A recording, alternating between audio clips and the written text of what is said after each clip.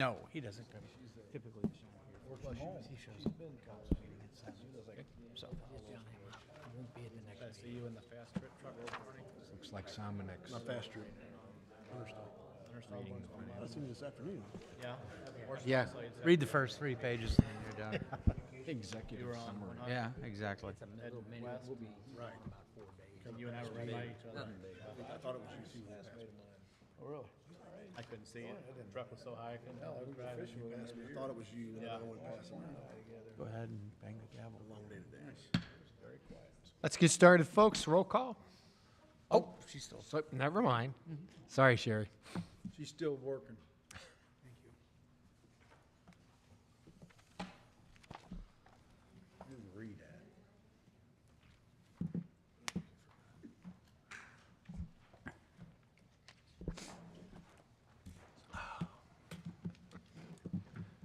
Okay, roll call. City Council Workshop Meeting, Monday, May 2nd, 2022, 6 p.m. Heidrich. Here. Holtmeyer. Aye. Patke. Here. Reed. Bear. Here. Coulter. Here. Briggs. Here. Wessels. Here. Reed. Did I say Reed already? You did. Not here. All rise for the Pledge of Allegiance, please. Pledge allegiance to the flag of the United States of America and to the republic for which it stands, one nation, under God, indivisible, with liberty and justice for all. Yeah, it is. Will all the committee members answer if they have or have not read the minutes of the meeting dated April 4th, 2022? Heidrich. Aye. Holtmeyer. Aye. Patke. Aye. Bear. Yes. Coulter. Yes. Briggs. Yes. Wessels. Okay, need a motion to approve. So moved. Second. Okay, motion made by Patke, seconded by Holtmeyer. All those in favor? Aye. Aye. Okay, approval is approved. Presentations, 2021 Annual Comprehensive Financial Report.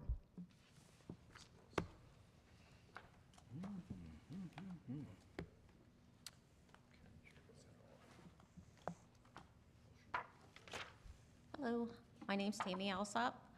I'm the partner on the audit for the City of Washington, and we'll go through the audit report with you just a little bit. And of course, now this year, it's called, Annual Comprehensive Financial Report. They didn't like it to be called the CAFR, so they changed the name this year. Just, it used to be Comprehensive Annual Financial Report, now they call it Annual Comprehensive Financial Report. Same thing. Just trying to let you know, same thing. If you look at last year and you say, well, this doesn't say the same thing, it is, okay? They just didn't like the name on it, so they changed it. So we go with it, whatever they tell us to do, you know. And the city, I'm really happy to say that the city received their 12th year of the GFOA certificate, so that was very good. And I know this year for the 2021, the 9/30/2021 audit also is going to the GFOA, and so hopefully we'll receive the award on that too. Get the plaque on that. And I have to thank Mary and all her staff for all that work. I know that's a lot of work to do to get this CAFR. Tammy, can you There's a- tell us what the GFOA is? Excuse Can you me? explain to us what the GFOA is, please? The organization. I Oh, know it the- is. There's a lot of The other new. Government Finance Officers Association. go. And so what that is, that's a whole bunch of they have special people on this special, they call a special review committee. I'm one on the special review committee. Mary, are you one? Mary's one too. Now, of course, we can't do our own in our state. So it's all throughout the country, except for Canada has their own GFOA, Government Finance Officers of Canada, so they do their own. But we cannot look at any financial reports in our state. So I normally would get one from a whole nother state, Mary would get one from another state. And so you wouldn't have the same people looking at it, and there's different criteria that go with it. That's why your financial statement is long and has all the statistical information in the back, and I like the statistical information. I think it gives you a lot of good information, tenure of information.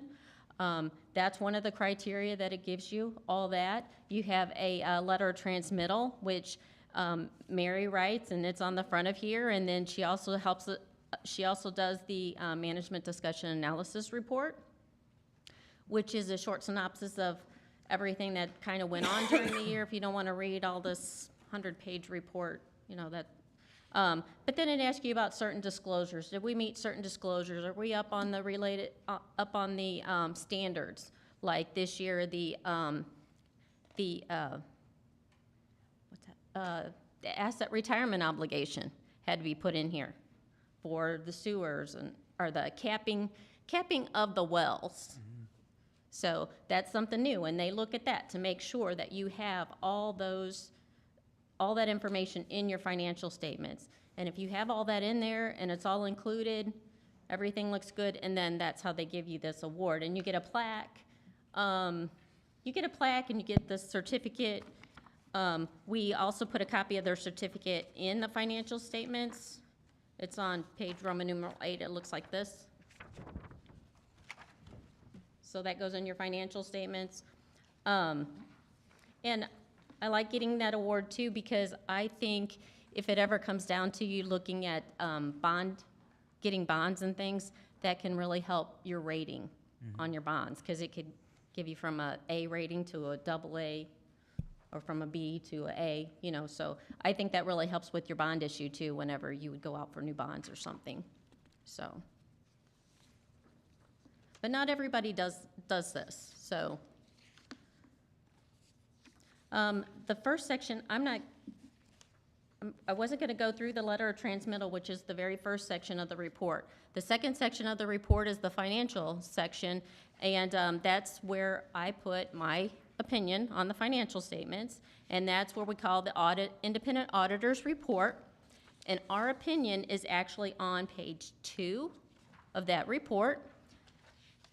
It's labeled opinions up there at the top. It says, in our opinion, the financial statements referred to above present fairly in all material respects the respective financial position of the governmental activities, the business type activities, the discretely presented component units, each major fund, and the aggregate remaining fund information of the City of Washington as of September 30, 2021, and the respective changes in financial position, and where applicable, cash flows thereof for the year then ended in accordance with the accounting principles generally accepted in the United States of America. So that's what we call an unmodified opinion, and that's the highest form of assurance that an entity can receive on their financial statements. So that's very good.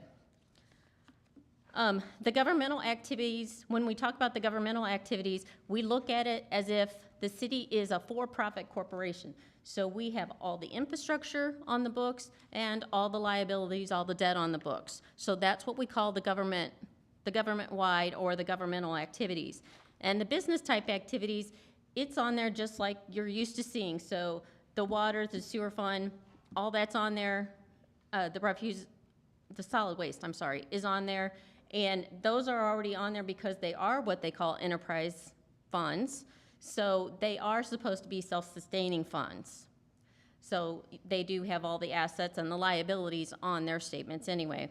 Then you have the discretely presented component unit, which is the Phoenix Center Community Improvement District and also the library. On page 4 is the starting of the management discussion analysis. As I said before, this is a short synopsis of kind of what happened during the year. And the first part really deals with, it talks more about the government-wide financial statements. So when it talks about the government-wide, as I said before, we're talking about you're going to have all the infrastructure of the city on here, so you're going to have all your roads, everything on here, and then all your debt of the city is also going to be on what we're talking about when we talk about governmental activities or government-wide financial statements. So when we look at this, we say the assets of the city exceeded its liabilities at the close of the most recent fiscal year by $81.6 million. So that's your net position. So that's as I said, all your infrastructure, less all your liabilities, and that becomes your net position at that point. Of this amount, 9 million is unrestricted, so this may be used to meet the government's ongoing obligations to the citizens and the creditors. The city's net position increased approximately $5.7 million. And we'll talk about it a little bit more in here, but the increase was mainly due, I think, because really the sales tax was coming back at this point. Some of the projects still were kind of delayed because of the COVID problem. And then I think you're trying to hold down expenditures, I think, too, at that point. So, but, you know, we held our own. We still did very good, 5.7 million increase.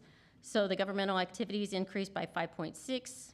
The business type activities increased approximately 100,000.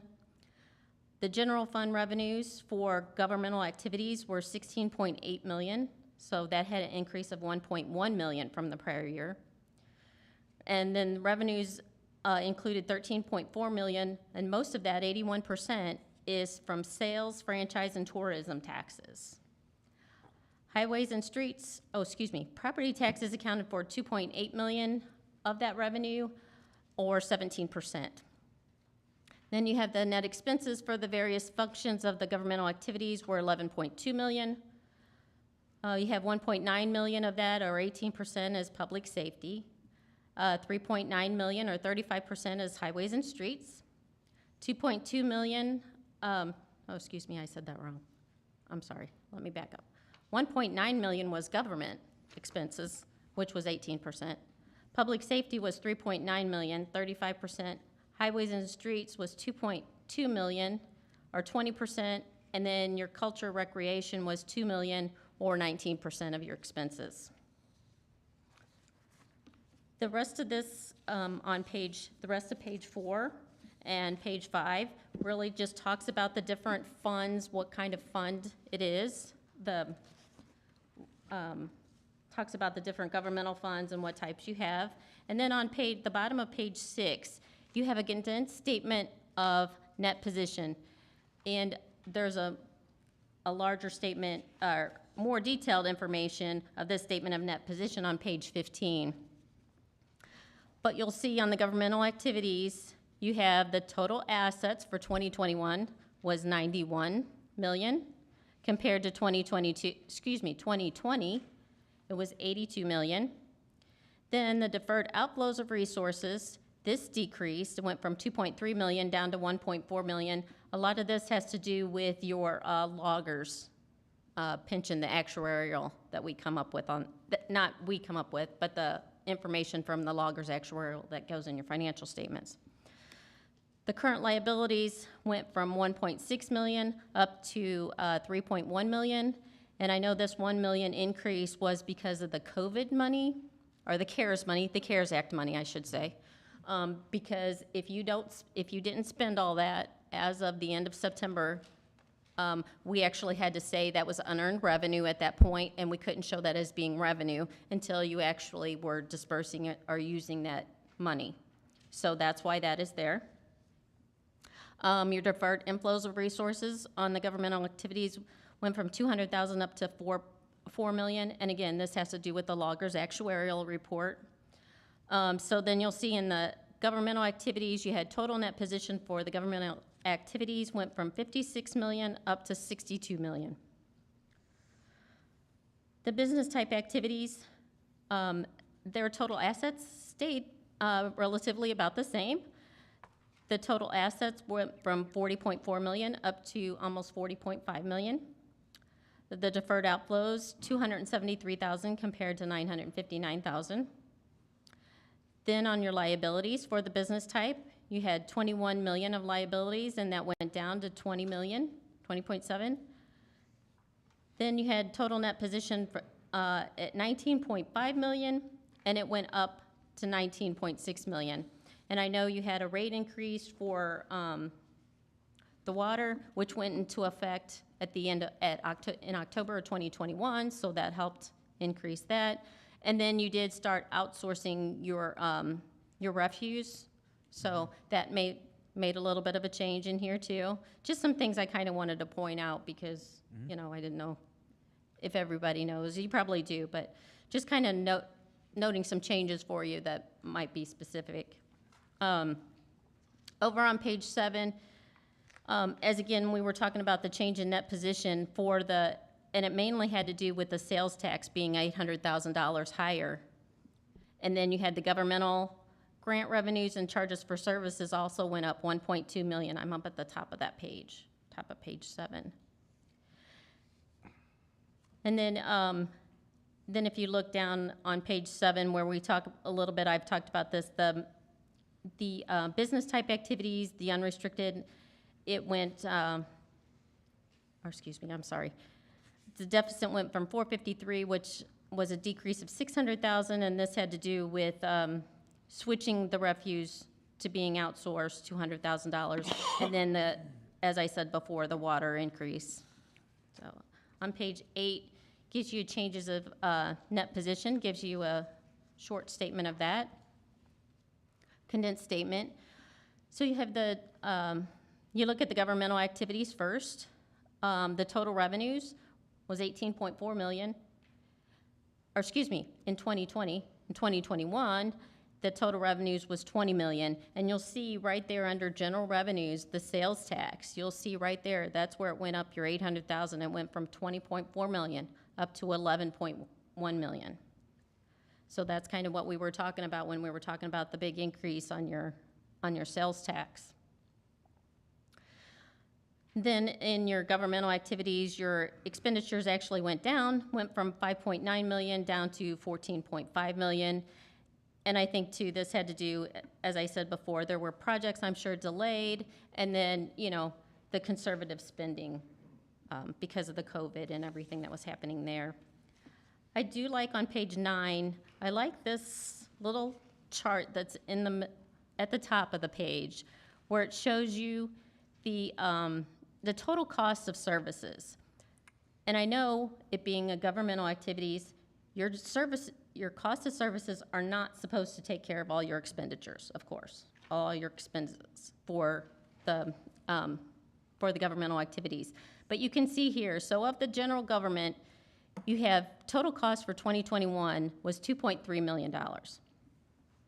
But your net cost of that was $1.9 million. So somewhere, probably taxes, things like that, that's where you had to come up with the $1.9 million to take care of those expenses in the change in the governmental revenues. Same thing with the public safety, that's how that works. So you have 4.7 million of expenses, so you had approximately 1 million that you could have that you charge for a service, and so that left us with a net cost of 3.8 million. So this is not a bad chart, this is just something that kind of shows you how it works, how different things work on that. That's really all I'm going to talk about on that. On page 15 is your statement of net position. This is your more detailed information of the report I just went over, of the condensed information. And then on page 16, this is more detailed information of what we talked about in the condensed information for the statement of activities. If you look on page 17, this is what you're used to seeing, your governmental activities on the modified accrual basis. So you just have your cash and investments, you have your accounts receivable, you have accounts payable, accrued wages, and unearned revenue, and you don't have any capital, there's no capital assets on here, and there's no loans or debt bonds on this page. So in the general fund, you had 15.4 million of total assets. You had total liabilities of 2.1 million. And that left you a total fund balance of 13.3 million. Now, of course, this is not all spendable.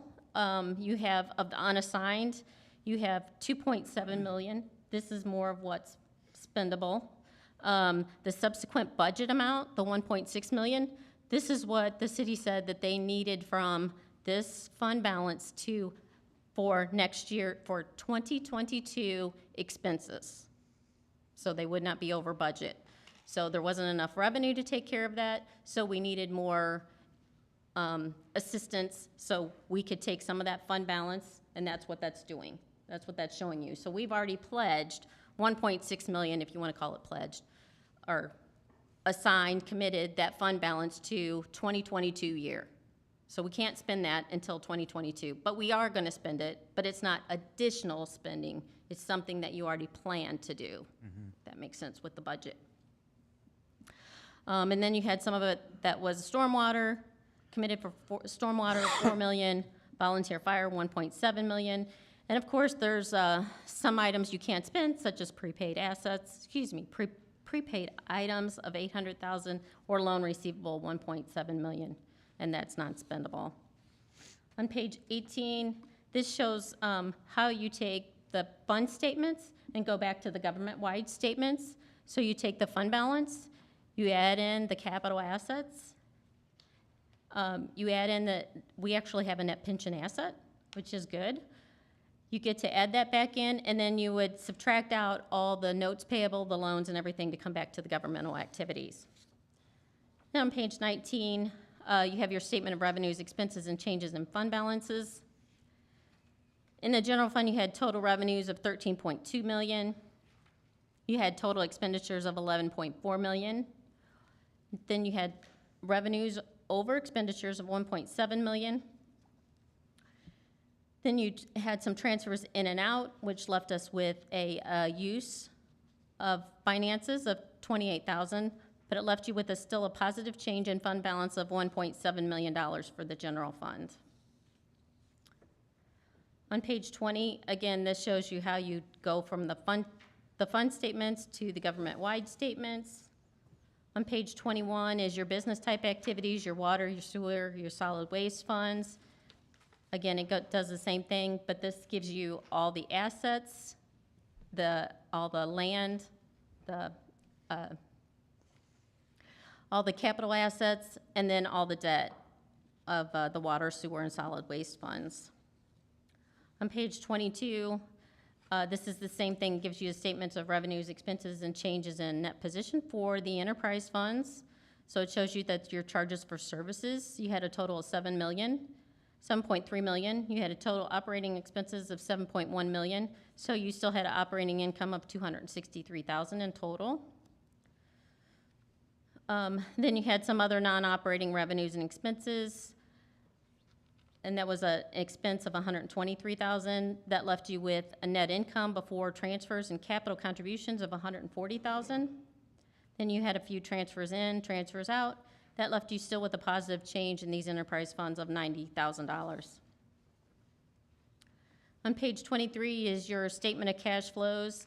This statement actually shows you how does the city receive their money and how do you pay it out? So you actually receive from customers at the top, and this is only for the enterprise funds. You actually receive payments from the customers. That's the first line, and then you pay suppliers, then you pay employees and their benefits. And so that leaves net cash provided by operating activities, and then so that cash was available to be used for the purchase of capital assets or to the payment of debt. So that's kind of how this statement works for you.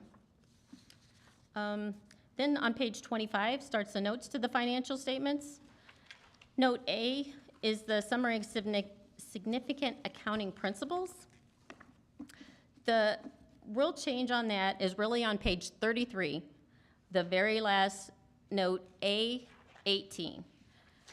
This was a big deal. The current year, we adopted GASB 95, which was good, and we wanted to do that because then that postponed doing, actually having to implement GASB 87, which is the lease pronouncement that we will have to implement in 2022. So that is kind of a big pronouncement. It's all your leases, so you're gonna have to come up with all the lease information. So this is operating lease, capital lease, whatever. So this is kind of a big deal and something that I'm sure Mary's starting to work on, because you have to implement it as at the beginning of the year and then just put it in the financial statement. But this is a big pronouncement that will take some time to change the financial statements for. And so but luckily this pronouncement did postpone it some for us, but it just postponed it 18 months, which was good. Otherwise, it would have been due before now, so we got a little reprieve there. On the bottom of page 33, you have to make sure that, of course, that if you have over $250,000 in the bank, you have to have it pledged or collateralized. And you'll note there that that all the bank balances were insured or collateralized at the end of the year. So that's very good. Let's see. The other note I like to talk about, I mean, I know you have debt footnotes and all that. Nothing really changed in those footnotes. You're paying down your debt like you're supposed to. That's very good. You always want to look at that. That's not a problem. You don't have any covenants that you would have a problem with maintaining those rate covenants or anything, so that's very good. You always want to make sure of that. The thing I like to look at is on page 47 is the loggers footnote, and I talked a little bit about this before. This is the actuarial valuation that is done by, that loggers has their actuary do. And you see up at the top, you started out with a net pension all the way over to the right. You started out with a net pension asset of $3 million. And now you have, and this is as of June 30 because that's when they do the actuarial report. That's, you actually then came up to $11.1 million in your loggers. Net asset, not liability. And what this tells you, hopefully, this helps then with your rate to go down that you have to pay loggers. Now, your rate can only go up or down by 1%, not more than 1% per year. So it can't go up more than 1%, it can't go down more than 1%. But hopefully having this net pension asset, hopefully it'll go down. I don't know if Mary saw it go down. Did it go down yet? Not yet? Okay, well, we're hoping. I guess it depends too. They had a good year in the investments. So you see up there, they had net investment income of $9.2 million. So just hope it can stay there. So then maybe your rate will go down, and that would be good. At the back of that on page 53, I did put all the accounting pronouncements there at the back of the information for you. So there's a lot coming down the pipe. The biggest thing, though, is the lease one. The rest of them, I don't think you're really going to have any problem with, or they're really going to do anything to your financial statements. The lease one is going to be a big one for you. Then after that page, starting on 56, you have your budget to actual information. You want to look at that a little bit more. It's a little more detailed. And there's combining information for your non-major funds in the back, your TIF information, and your vehicle and equipment and replacement fund. All that's in the back with the budget to actual information, more budget to actual. And then, as I said, you do have this statistical information, which starts on page 77, I think it does. And it gives you 10 years of information if we had 10 years of information to begin with. Some of the pronouncements didn't start until later, so you wouldn't have 10 years of the information, such as on the pension information, you don't actually have the 10 years yet. But it will be 10 years when all that pronouncement will be in there. So we are also doing a single audit. We haven't had any compliance problems or anything, no significant deficiencies or material weaknesses. I do want to say that because I think that's a big asset to your city also. And I think Mary and her staff does a very good job in that. She keeps you on track, and I do appreciate that. It makes my job easier, too. Does anybody have any questions for me, or? You know, a lot to digest. It is. I understand. But listening to you, the only I keep trying to read. Okay, is there a hesitation? And I get picking something up when you're talking about this GASB number 87 lease thing. Now, would you explain that a little bit? You have to put. Now, we haven't had to do this before, but you have to put all your leases now in the books somehow. So we have to make sure that we get every lease you possibly have, whether it's capital or operating. every single lease. I don't care if it's on a copier, if it's on a telephone system, whatever you have. That, to me, that's gonna be the biggest part that you're gonna have to do, is make sure you gather all those leases. Because once we have all the leases, to be able to run them through the calculations and everything that we have to put them through to get into the CAFR, it's not, the annual comprehensive report is not a problem. The problem is making sure you have every single lease. So we have to make sure that, not picking on you, Chief, but we have to make sure that our chief from the police gives us all the information he gets on a lease, just in case, same way with fire. So, we just can't, we want to make sure that all our department heads too know any lease you have to give it to us so we know. That, to me, that's going to be your biggest hurdle, getting all the lease information. And we Does that didn't make sense? have to do that in the past. Nope, no, this is a new GASB. I don't know, I think they just like to come up with things to make our life hard sometimes, but don't tell anybody I said that, but I don't know. I don't know, sometimes you understand why they do what they do, but the net pension asset and liability, I don't know how much that really helps the city, or, I don't really know, it doesn't really, I don't know. So we'll see what this lease stuff does with the financials, but to me, that's the biggest hurdle, is getting all the leases. Thank you. Okay, you're welcome. Anything else? Well, thank you. Thank you, Mayor. Thank you, Tammy. Thank you, Darren. Appreciate it. Thank you.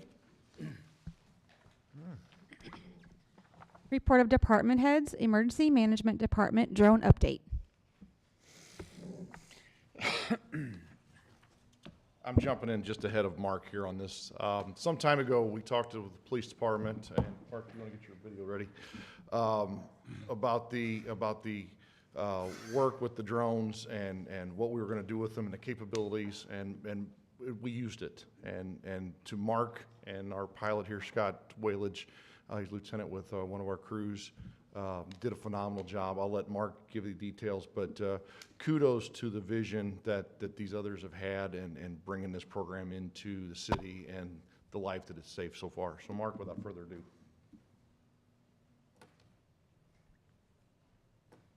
Good evening, Council. Mark Scarney, Emergency Management Director. So just give you an update on the drone program. We have received all the drones that are in the 5-year program. We have been training on them, and Scott Whalage, Lieutenant Whalage, who would like to introduce Scott. Scott is a drone pilot. He already has his FAA Part 107. He's a commercial pilot for, how they say on the game shows, a major airline.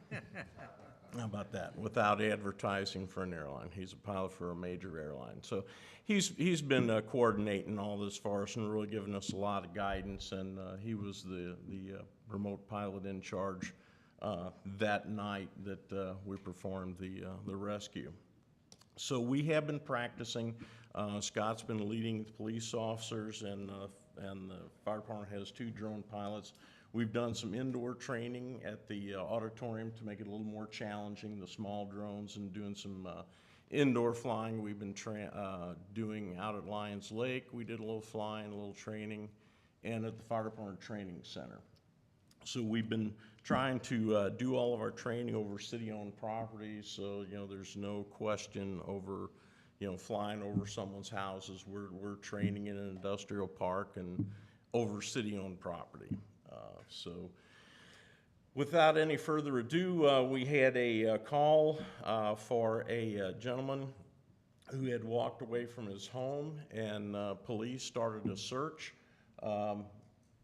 They went street by street with spotlights, doing a search for about a half hour, and they couldn't locate the gentleman, so they called for the fire department. We got on the scene, set up a command post, and started doing a grid search, street by street, house by house, backyard by backyard. which anymore is not exactly the safest thing in the world to go around at night in people's flashlights and go looking around. We pretty much immediately called for Scott to bring in the drone, and he came in, launched the drone within 12 minutes, located the gentleman. He started flying areas that he suspected might be at. So on the screen in front of you, you see the gentleman, the guy has his hands up. That's actually one of our captains, and he's a paramedic. So he's talking to the gentleman. And that little dot is, Scott called me to where he was flying the drone out of a high vantage point so he could keep line of sight. He called me up there and he said, I'm pretty sure this is him.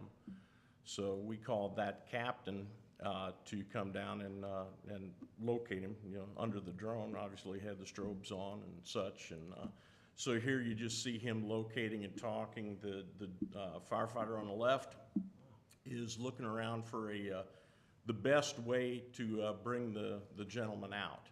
So the temperature that night, at this point, it was probably about 2 a.m. and it was 43 degrees. So he just had a light jacket. He was pretty cold and brought a blanket down to him to warm him up and called EMS to check him out and make sure he was okay. So I think you can stop that one. That's fine. Now, John, go to that next one with a T suffix. This is thermal imaging, and I'll give you a little difference in view here. So this is as the gentleman was packaged up. Ropes had been set up to get him out of this. It was basically like a creek valley, creek bed, sort of what was going on there, or next to the creek. So he's loaded into a Stokes basket, which is just a basket that you can package them in and bring them out, so you can see them, going over and around and under branches, etc., to bring him out. And they had a pretty steep hill to go up. It's hard to visualize a rope, but you'll sort of get the picture when you see him moving up the hill here in a minute. They're using their hands on the rope, and then Scott's positioning the camera to get the best view.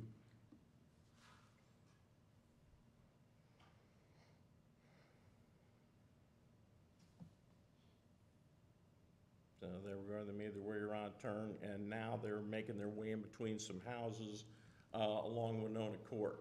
So in a second you'll see him come out from between the houses and up to EMS, come up to the ambulance where he's checked out. So you can see how clear, this is a little bit like Gulf War stuff, looking at the thermal imaging, except you don't have the boom at the end.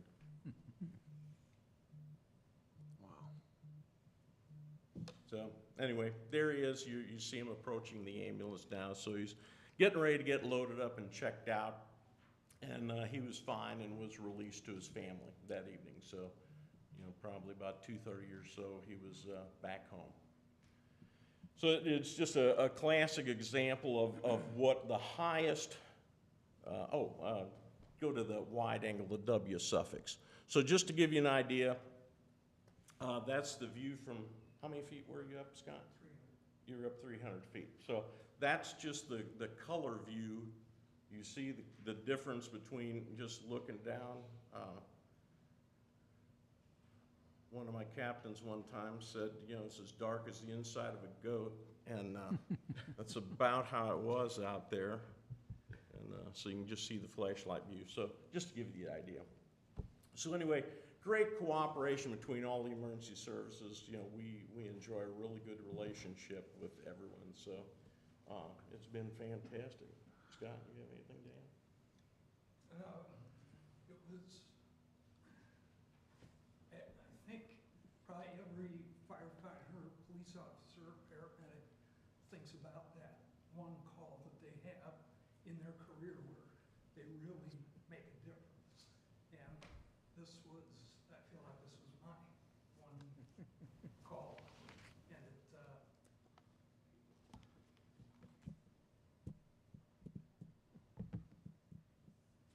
I was very proud, but it was also very emotional.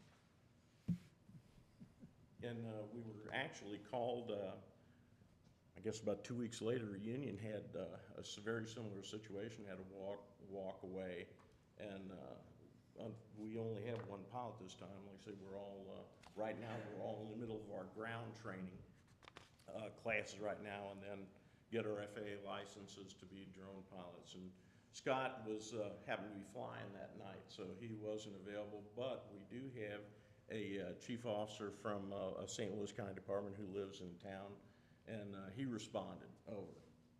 And the good thing about that is it's the same drone software. So we're getting together, and it's the same software. So when we fly missions and we're together, command can see all the drones that are up, or if we have St. Louis County Departments come out and assist. So it's been a great thing so far. So more good things to come. Thank you.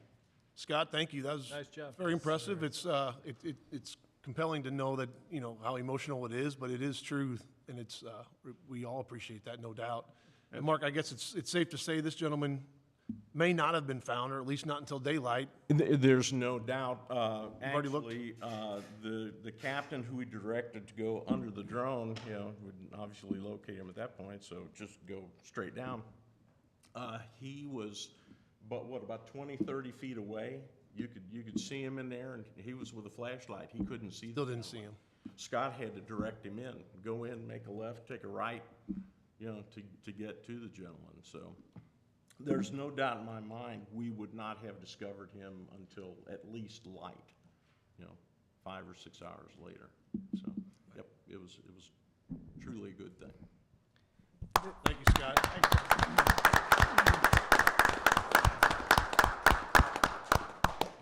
Thank you as well, guys, for bringing us forward, because you do not realize the friction I got about spending $93,000 on drones. So I said to the one person, I said, "What's a life worth?" One life. What's a life worth? And they told me that sounds very like a Democrat. I'm like, how's that sound like a Democrat? It's true. It's real life. You know, how do you put a cost on a life? So I'm glad you guys brought this forward. Hopefully some of those haters will read this or see this and maybe wise up. So thank you, guys. We'll get Ethan to spread the word for us on that one. Yes, please. Engineering Department, ArcGIS mapping software. Okay, good evening, council. Within your packet, in the city council meeting packet, we use a software called Esri, E-R-S-I. They own a program called ArcGIS. I'm sure a lot of you are familiar with or have heard those terms before. This would be the second iteration of this contract. ArcGIS, we utilize this for all of our mapping software in the engineering office, but anything from your zoning maps that you see posted online, or even Kevin, even in the field, is using it to put the flow calculations and things that we get out in the field into the ArcGIS program, actually in the field. So it helps with data collection on our infrastructure. I'll give you just a little snippet of this, but not near as compelling as the last one. But for example, this is our public works map. We have every city-owned, not every, we're compiling every city-owned utility and their locations. Blue icons are fire hydrants. Those are we're working on getting those color-coded, which fire department would use when they respond to a fire. They would know how much flow to expect out of that hydrant. Green is typically sanitary sewer. You can click on these nodes. There's a bunch of different material information you can get, such as elevations, those things, which again we're working on getting those better. Water lines is 8-inch PVC, so working through those as well across the entire city. So I'll kind of zoom out here just to kind of let you all know what you could see how much information really is on this one singular map. So it just gives you some idea of the data that we can get in the field. We utilize this for planning. Developers call City Hall looking for ideas maybe of where sewers may be. I know Kevin uses it even for utility locates and those things. That's just one map. I'll jump over here to a couple more. like the ward map, for example, that you see on the city website, it's generated out of this program. Dumpster locations, so we know where all dumpsters are located at across the city, for our trash hauler. Trying to think, there's other sanitary sewer system, the Mr. Manhole program that you see, we could track that now. We know where we're deficient to try to get some of those things taken care of. Various security cameras. So I know we've been working on trying to get this updated to where when security cameras are down, that we know which ones are down and which ones are up. In addition, concrete issues.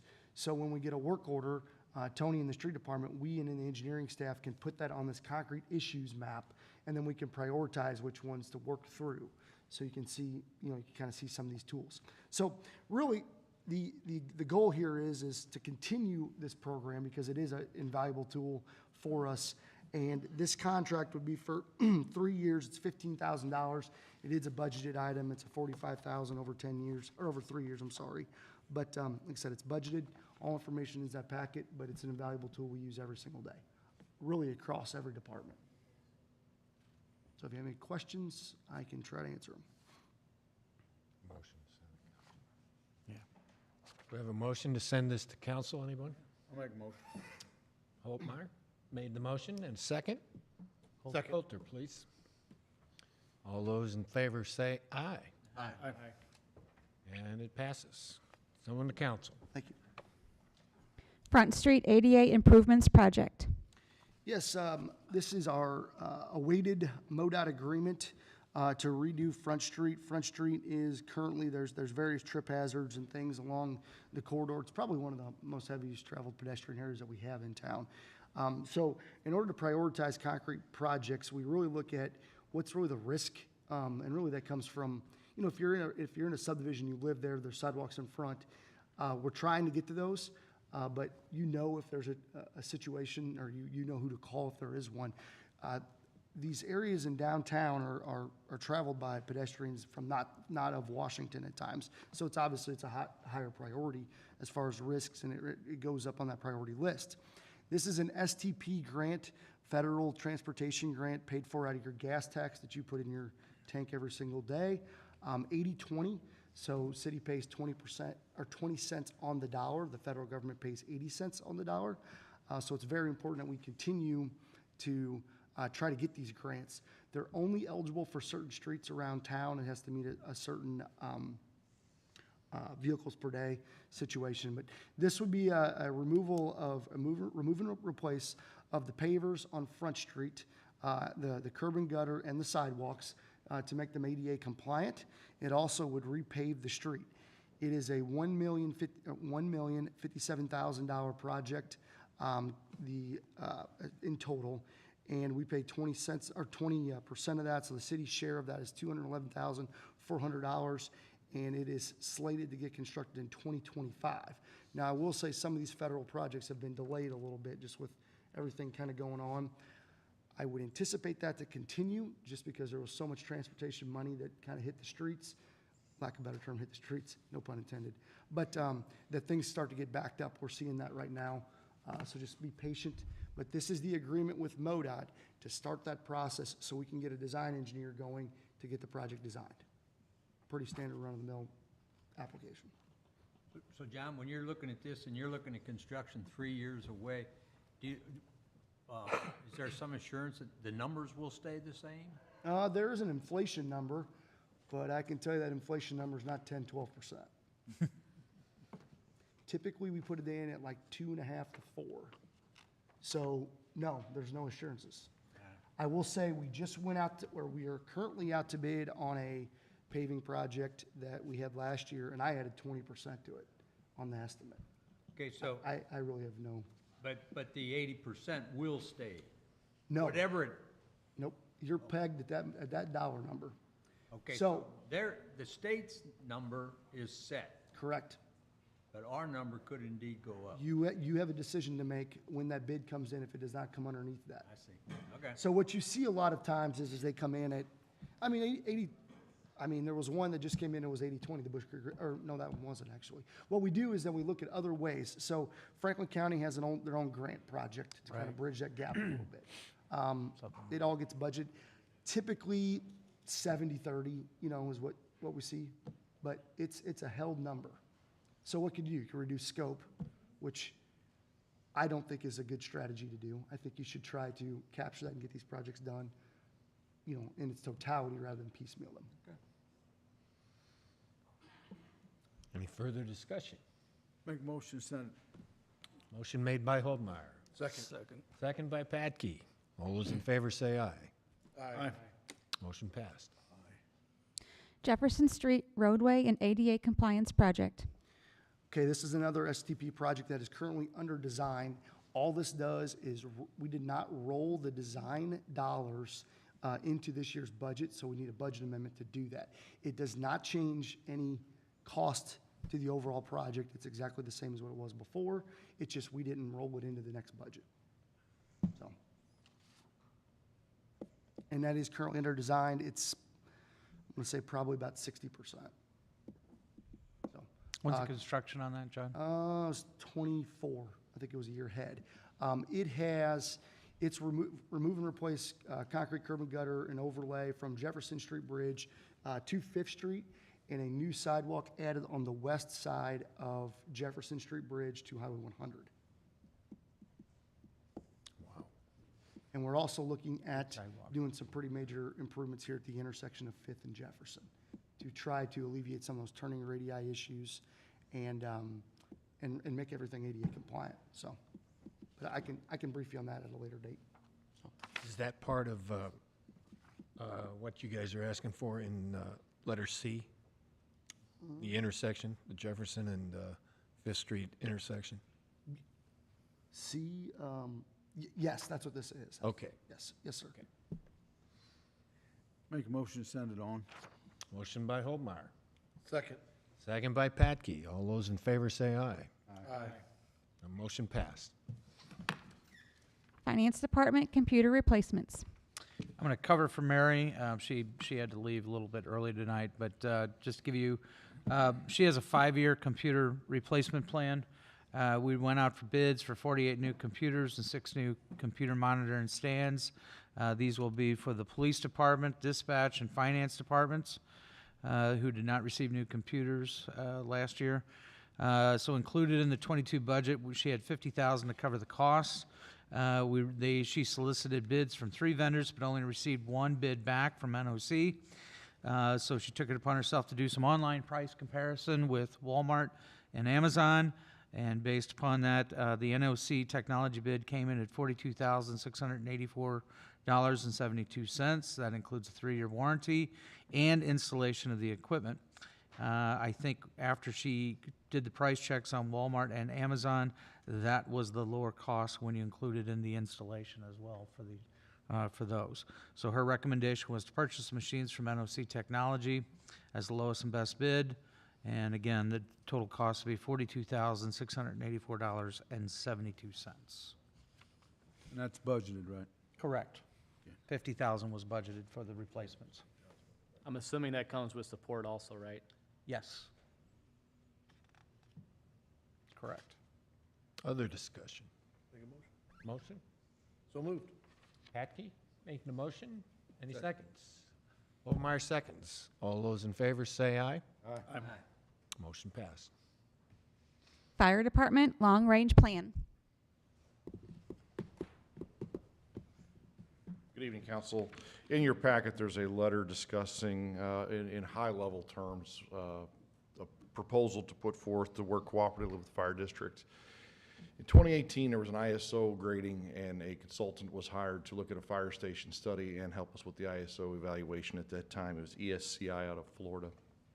They provided 2 very good reports that we were very pleased with, and what we've been using is that report as kind of a guide to move forward. The fire district, realizing that they encompass 55 square miles that surround the city. The city is about 10 square miles of our total coverage area that we provide services. And so the fire district is realizing that they're seeing a population boom to the east, and there need to be more stations out in the east, and to try to figure out where that lays out. So we've used that study to help kind of lay out the Phoenix Center Fire Station area where that would be, and so this would be the same company to utilize that. In talking with ESCI, we got discussing kind of the needs of the fire department in a greater whole, and what it became obvious is that we need to put a long-range master plan together. And so rather than just doing a fire station study for the city and rely on that data and a fire station study for the district and try to use that data, why not make it one big study for fire protection across the board? City trucks are running into the district trucks are running into the city. It's running as one big organization. So we're looking at a master plan to look at funding, manpower long-term, training obligations, training needs, looking at it holistically from a long-range plan. I will tell you the plan from 2018, we are not keeping up with the calls they predicted, but I can tell you the changes from that map and the call volume and what's going on there has changed substantially from growth perspective. And so what this is the district would foot $30,000 of a bill of approximately $48,000, and what I'm asking for is no more than $20,000 from the city, from the Fire Department Reserve Fund, to complete that comprehensive fire protection plan for our area and provide a report that would be useful for both the city and the district from a fire protection standpoint. Discussion. This will help place the fire station and water tower usage and stuff like that. And water's part of that as well, because obviously if we have trucks, we need water. It will, if we don't have water areas or have insufficient water, we know in the east, when we get to St. John's Road and east, we know what water we have there, about 700 gallons a minute. We know when we go south, we get about 1,000 gallons a minute. So it would also help dictate where we need to put tankers and if we need to bring additional tankers in. So part of this is as annexation's changing, that's kind of changing the dynamic of this a little bit. And it's important that regardless of what jurisdictional boundary is set up, the fire stations need to be put in the proper locations to ensure that the timely response. Thank you. No further discussion? I'll make a motion. Motion by Patke. Second. Second by Bear. All those in favor? Aye. And it passed. Thank you. Thank you, Mayor. Parks Department, Highway 100 median landscape bed services.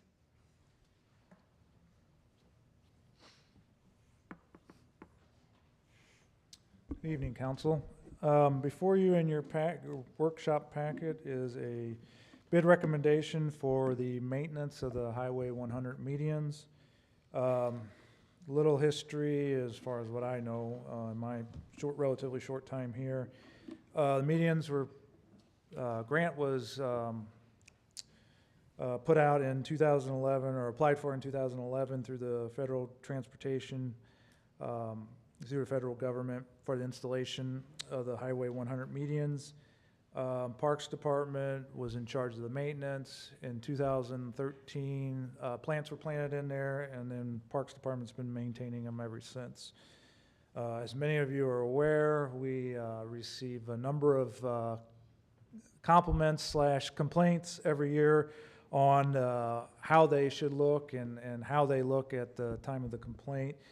I'm trying to, in my time here, I've worked with Darren and John Ilgis on ways to kind of solve some of those complaints.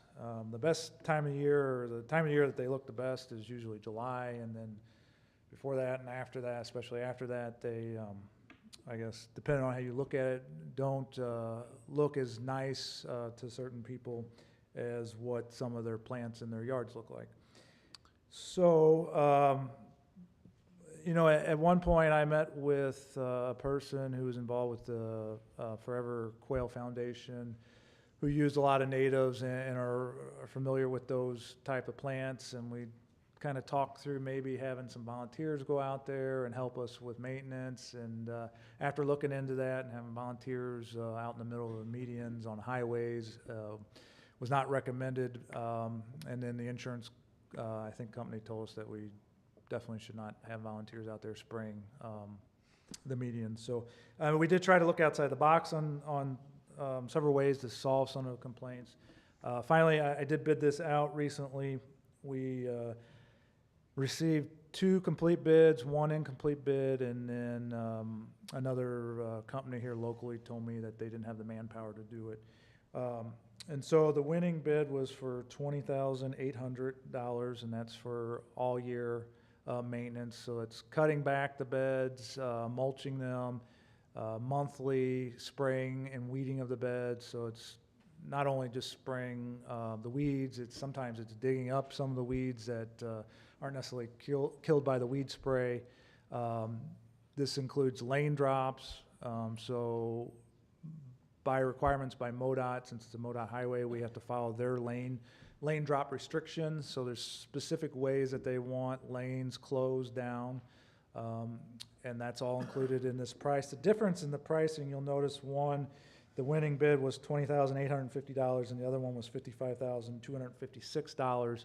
The difference in pricing there was one company had to subcontract out the lane closures, where DJM Ecological Services, that had the lowest bid, can do all that in-house.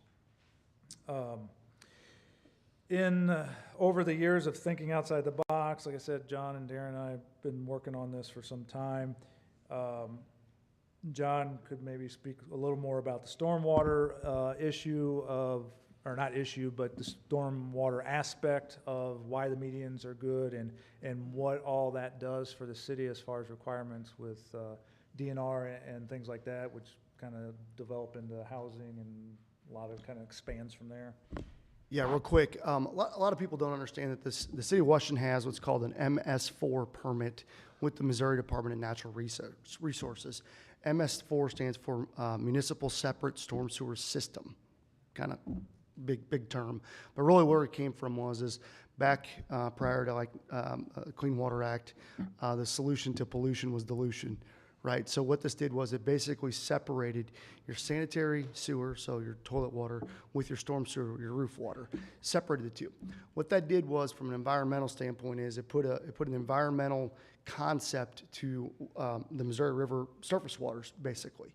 Okay, so taking that Clean Water Act, EPA then went to DNR and created these MS4 communities. Those communities are communities that are 10,000 and larger in population. We became one in 2002. So we had an audit in 2018, and basically the audit essentially said that we did not pass, okay?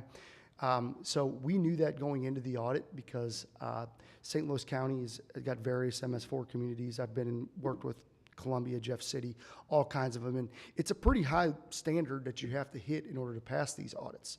The Metropolitan St. Louis School District actually was under a consent decree, which was a legal document basically to clean up their stormwater, right? We're not at that position. But the reason why you see things like silt fence, the black fence that goes around construction sites, those came out of that MS4 requirement, okay? So what you do here is you work with DNR, and one of the things is education, right? You got to educate the public on the importance of clean water and what that means.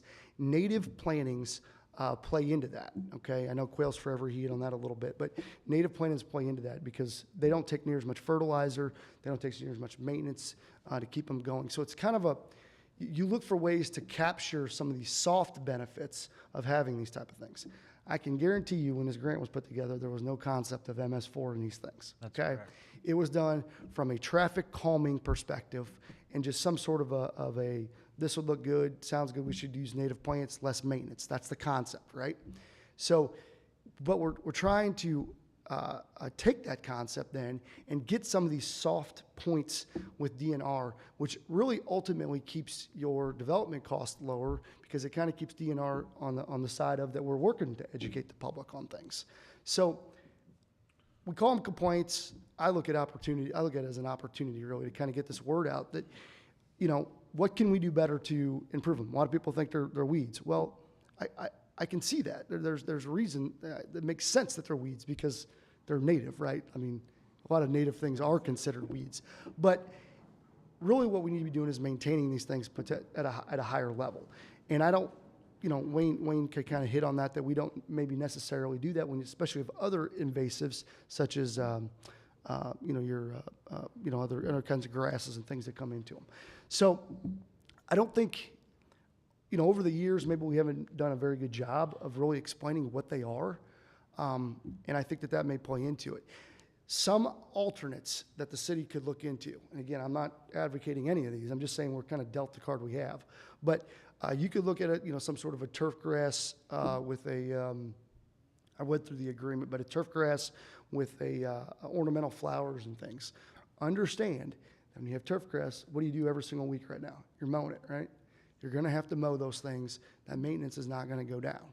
Then you also don't have this concept of this DNR that we're playing off of a little bit. So that's one thing. Other thing you could do is, I guess you could pave it. You could just pour concrete into them, right? That is definitely on the other side of what the initial goals were. That also could lay into, since it was paid for with federal money, there could be some clawback measures that I can't quantify at this time. But in that federal grant, it did say using landscape, it's a landscape medium. If you take that out, there is the potential there's some clawback. Not trying to scare anybody, I don't know what those costs would be. I did run some rough numbers on what it would take to pour concrete in them, just thought you guys may be interested in it, or even put in like pavers, a paver situation, and you're looking somewhere around $250,000. People don't think that, but those things are 2,100 linear feet long, 8 foot wide. That's a pretty expansive area that you're gonna have to do an improvement on. Those dollars are spent 100% on your money. Nobody's gonna come to your assistance to do those things. So just when we talk about alternatives, we're dealing with the cards we were dealt, okay? We're trying to find what the benefit of it is that is not just, landscape medians, which we're doing well at. DNR, when they came to town, really appreciated being landscaped with medians. They were actually pretty shocked. Wayne actually has a letter from MoDOT that was very appreciative of being native. So it's taking what we have and trying to make it the best we possibly can. And I do believe we can do a better job of maintaining them with some assistance. I know parks, one of the concepts says that we should cut them back as soon as they go dormant in November. They did that a couple years ago. I know they did it around Christmas time-ish. It would have been better maybe in middle November. But those are ways that we can do better so they're not sitting there in a dormant state as long. Natives, when they're dormant, put on seeds. That's the other issue is if you allow those seeds to drop into the soil, then you're constantly trying to pick those out. So if you get them when they're not falling, you kind of kill two birds with one stone. So just some strategies that maybe you all don't know that we've done. John, just so that everybody understands, can you, we looked up the numbers today, and I think it was something like the total, round numbers, 750,000, was that for the total? Yep, 750 was and the 20% of that was the city's match at the time, just so you understand, for those of you new on the council as well. And then also, I think I asked Wayne to go ahead, if you could share with them the numbers or the costs that the city does, because even though it's our own crews, there's a cost associated with that of how much we spend per year to go ahead and maintain those. So part of the issue I think that the public sees is, so we are the Parks Department is maintaining the beds, but we're not maintaining them at the level that they need to be at. And I think that's what causes part of the visual issue. So what we do now, I calculated the numbers, and we spend $11,400 on maintaining the mediums every year at a half level, half of probably what they should be maintained at, just because we don't have the time. I mean, it's a struggle for us to get out there once a month to spray the weeds and cut them back and dig out the weeds that need to be dug out and things like that. Last year, I think it was, I had an employee, when they were picking up the lane drops, they were using the per MoDOT specs, the tall traffic cones that had the big heavy weight on it. He went to throw it up on the truck and injured his shoulder and was out for some time because of that. The other issue that some of you guys may hear amongst the public is, well, why can't we plan it with something different? And we could. I don't know that solves the maintenance issue for the Parks Department. We're still maintaining something, whether it's just non-native plants versus native. The one thing that John alluded to a letter from MoDOT was native plants they can tolerate the heat of being out there in an all concrete or asphalt area. They can tolerate salt. They can tolerate lack of water, things like that your plants that maybe some people would like to see from their front yard planted out there probably can't take. If you put bushes out there, they still have to be trimmed. If you put ornamental grasses out there, they still got to be cut back. All that stuff has to be mulched, things like that. So The contract, we bid it out for 5 years. The winning bid, like I said, was $20,850, and then went up a little bit each year, and by 2026, it was $23,875, I believe. Whereas the second bid we received went from $55,256 all the way up to $67,164. So that's kind of where we're at with the medians. I guess I'm And I open think for. one other thing, I guess, to add is Wayne did go back to that company, DJM, Oh, yes. and ask them to go ahead and provide a 1-year and a 2-year price if we wanted to go ahead and do that as well. I think it only went up by 10%, those less than bids, that, yeah. correct? Yeah, a little less than that, yeah. A little less than 10%. Like $1,500, so. So that way, if you didn't want to do the 5-year, we do have an option to go ahead and do either a 1-year or a 2-year. Do we have like in the 5-year, if after a year we're not happy, is there a way out? I believe so, yes. I mean, they have to fulfill their obligations, so. I did do reference checks on them. They do good work. They work for the city of Columbia and some cities in St. Louis, and they have offices in Kansas City, St. Louis, and somewhere else. And I did meet with them on site. They have been very organized, very responsive, getting all the paperwork together. So I think they can do a good job once they get out there and get started.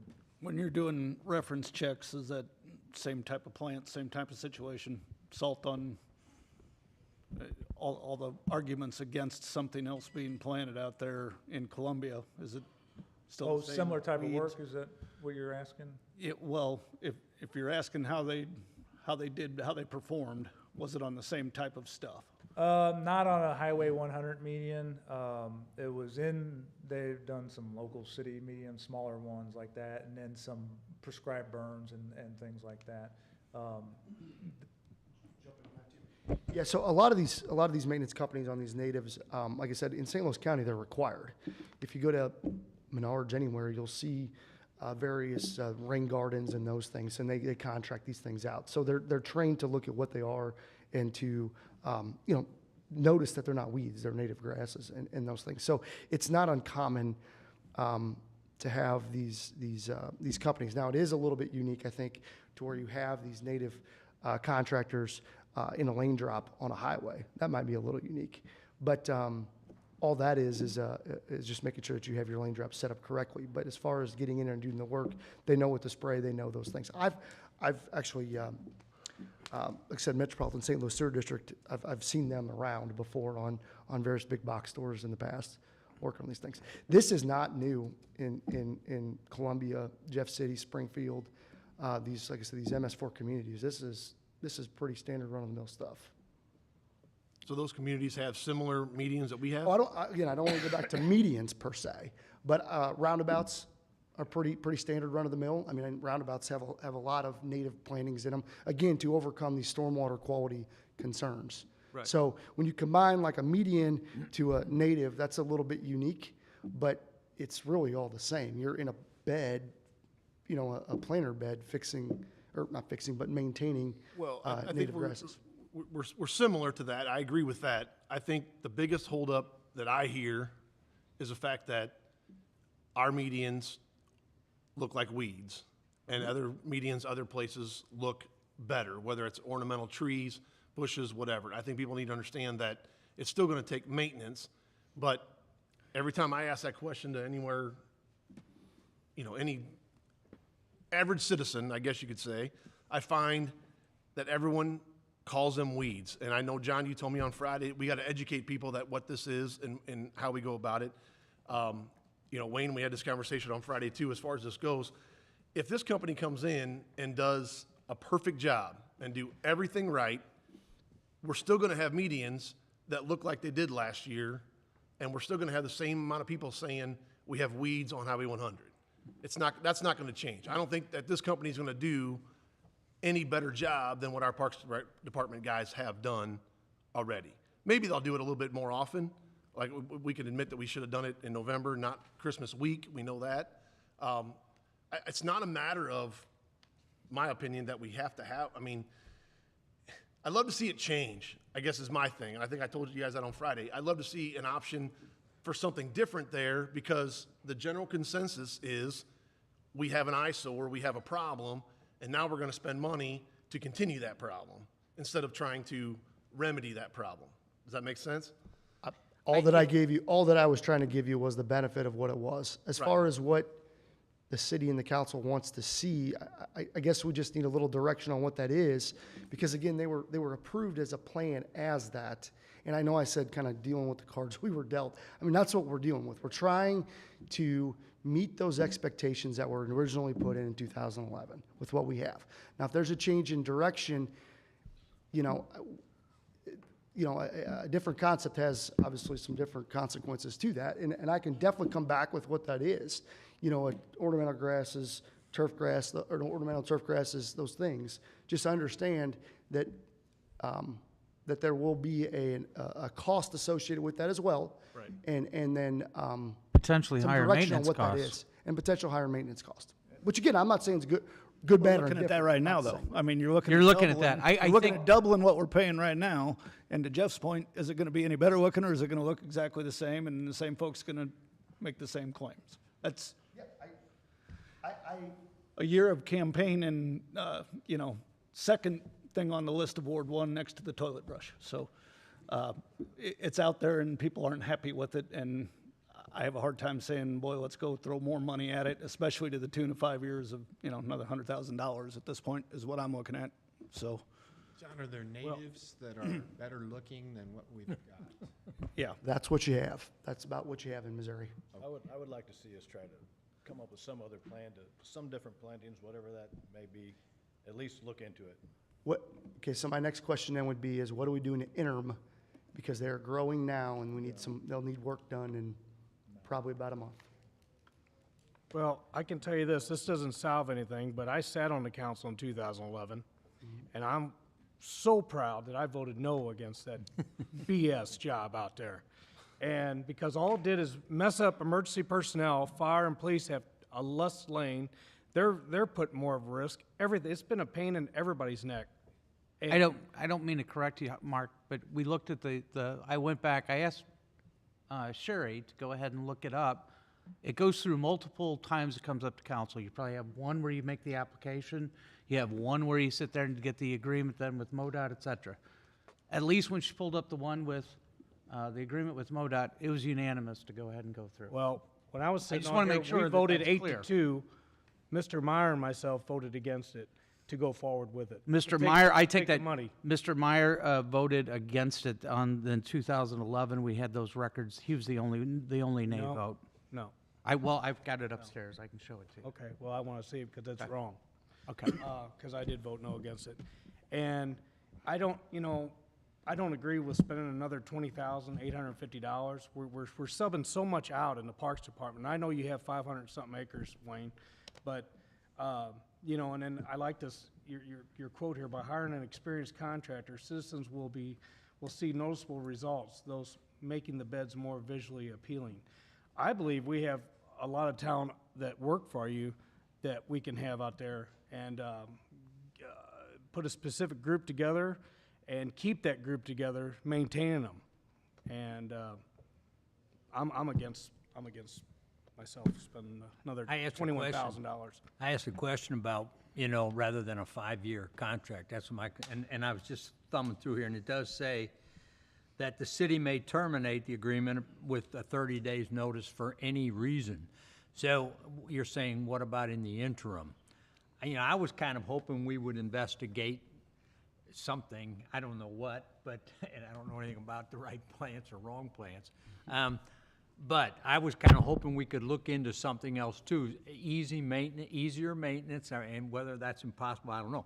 But in the meantime, obviously we haven't been able to keep up with it. And I would suggest maybe we can start it, but we can be looking for something else, not to quit on it. In other words, I'd hate to just say, okay, it's taken care of for 5 years. Because unfortunately, it's just, people just don't like it. And so, if we have some way to kind of hold us over, but not let it drop, but to look into something, That would pass muster with DNR. Is that possible?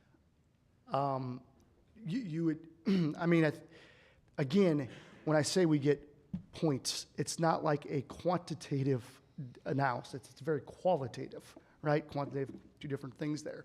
So I will say in our last audit, as part of their audit that went through, they did recognize the native plantings when you come into town as a high educational piece, which we did get credit for that. If you took the natives out, you would lose that. So what do? I don't know how that plays into, again, we failed the audit. What happened to us? Nothing. See, so there's this other side. I'm not trying to scare anyone. I'm just saying that there is, we do work through that every single day with DNR and our contractors. I don't know what the recourse would be if we continued to fail that audit. It's just that it's a piece of the puzzle. No different than the median that was put in, the green space down on the parking lot down the riverfront. If you recall that, it was a little bit controversial, but again, it's don't pave the world. That's not wise. And this type of situation is a counter to don't pave the world. That's all that I'm saying. That's the general concept from the environmental. And again, I'm not saying that at all. I just understand that side a little bit and understand that this does have some soft benefit to that. John, is there any truth that permeable pavers is an option? Yep, permeable pavers is an option. Permeable pavers, and again, that dollar number of 250, 275,000 probably is pretty close. Per our conversation on Friday, we talked about that a little bit, and I guess my thought process was, you know, we're not going to be able to change everything there, but if 50% of it was pavers strategically placed, then it looks, we have a flower section, we have a paver section that's clean, and another flower section. As we have right now, when the grasses grow up, we just have a green, straight ornamental grass all the way through. You know, it overdoes the flowers. And I guess that's my vision as far as a new plan, something, a cleaner look. I understand we may not be able to go away from natives. I can understand that. My thought was, hopefully like an ornamental tree, things like that that are still native. I'd love to see what our options are as far as that goes. A dollar amount, you know, if we paved the whole thing, yeah, 250,000. But if we did 40%, then maybe we're at 100,000. You know what I mean? That would clean it up and maybe a different design to clean them up part of the way rather than just keep them the way they are. And again, I personally think that the majority of the citizens want to see a change there. And I know we may have our hands may be tied, but I sit here because people voted me in to be their voice. And I don't want to be, I called you guys on Friday to tell you that. I'm not trying to, you know, bust this, but I'm trying to tell you that as a representative of the people, we got to do what's best there. So I just love to see a cleaner look. Let's look into making a different plan, making it look different. In the meantime, I think we should continue to do it for another year, what we've been doing now, and have a better plan coming forward next time, is my opinion. You have this year, you have $30,000 budgeted out of the stormwater fund to pay for this contract. We could look at using that maybe as a design contract to come up with a better plan. You know, it would be a linear cost, I guess, to do this. Right. Because you're going to need, here's the thing, I mean, with the sensitivity of the situation and really the way it's been handled, I guess, since they were put in, you're going to need visuals. Because there is no way that expectations that I can do that on a black and white piece of paper. And that visual is going to require a landscape architect and those type of people involved. So you're going to have to pay them to do that work. So again, with this contract being, with the budget being 30,000, this contract being 22, if you don't move forward with the contract, we can definitely do a linear, that should play in just fine. May not fix everything, but I'd love to spend money on making it better, making it something that people expect and would like to see moving forward, as opposed to just continue to pay for what we have and have that as a negative instead of a positive. If we don't use native plants, let's say, will it cost us any grant money down in the future? That's one of our due diligence that we have to look into, because a lot of these grants, just so we know, they have environmental check boxes that you go through them, you check the box. So you're doing environmental things. Check yes, check no. trying to think, we haven't done anything since I've been here on the environmental side. Well, and But I'm really- pretty confident this one did have a checkbox. Sorry, and Yeah, and I'm really, I think we need to look at how much of a percentage has to be. You know, we have 50% that's native, is that good enough? Well, that's the thing, is it was approved, when I went through the documents, it was approved in 2011 as the plan. So you have the design plan that everyone at the time was good with. That's the plan. So I would guess at a minimum, we'd have to get it amended, whatever our new plan is gonna be, get that amended with MoDOT as an approval. Which again, can be done, I'm not saying it can't be done, but that's probably the path to success, to make a change. There was some discussion at the time about planting trees in those medians, and then we had commercial businesses, primarily the car dealerships, that indicated that they had a concern with regards to being able to, the motorists being able to see around it and see what's available on their lot, et cetera. So that's the reason why those were And that taken was out. some local people that was on the committee also, like Mike Smith and. Yeah, those guys were all part of This it. wasn't just all. Yeah, it wasn't just by, here's the consultant, here's what the consultant said. It went through a committee, it went through everything to go ahead and see what was the best to go ahead and put in there, but. Yeah, I think that there are a few specifics, and we'll have to dig deeper into it, of what you can and can't plant out there. And I know trees was one of them that you're not supposed to plant out there. Further Yeah, discussion. and Darren, I would like to see that paper. I can show you the minutes. I got it. Because, Yeah. that's a misprint, because it was 8-2. 8-2? I mean, 6-2, I'm sorry. There was only 2 of us voted against it that night, okay? Further discussion? Remember like yesterday. So if we vote no, then the Parks Department will have to continue. Yeah, we're already behind on the median, so we'll have to get out there ASAP and. Okay. To that point, I want to state this, I think we should continue the Parks Department to do it one more year, but I think the Parks Department needs help. I've said this for years, and whether that means to be, added salary, added workers, whatever it may be, I know we can't find enough workers. It's the issue that we're dealing with every single day. So again, I'm not trying to put this back on the Parks Department workers, that's the last thing I want to do. But in this situation, I think it's best that they do it one more year while we look at it.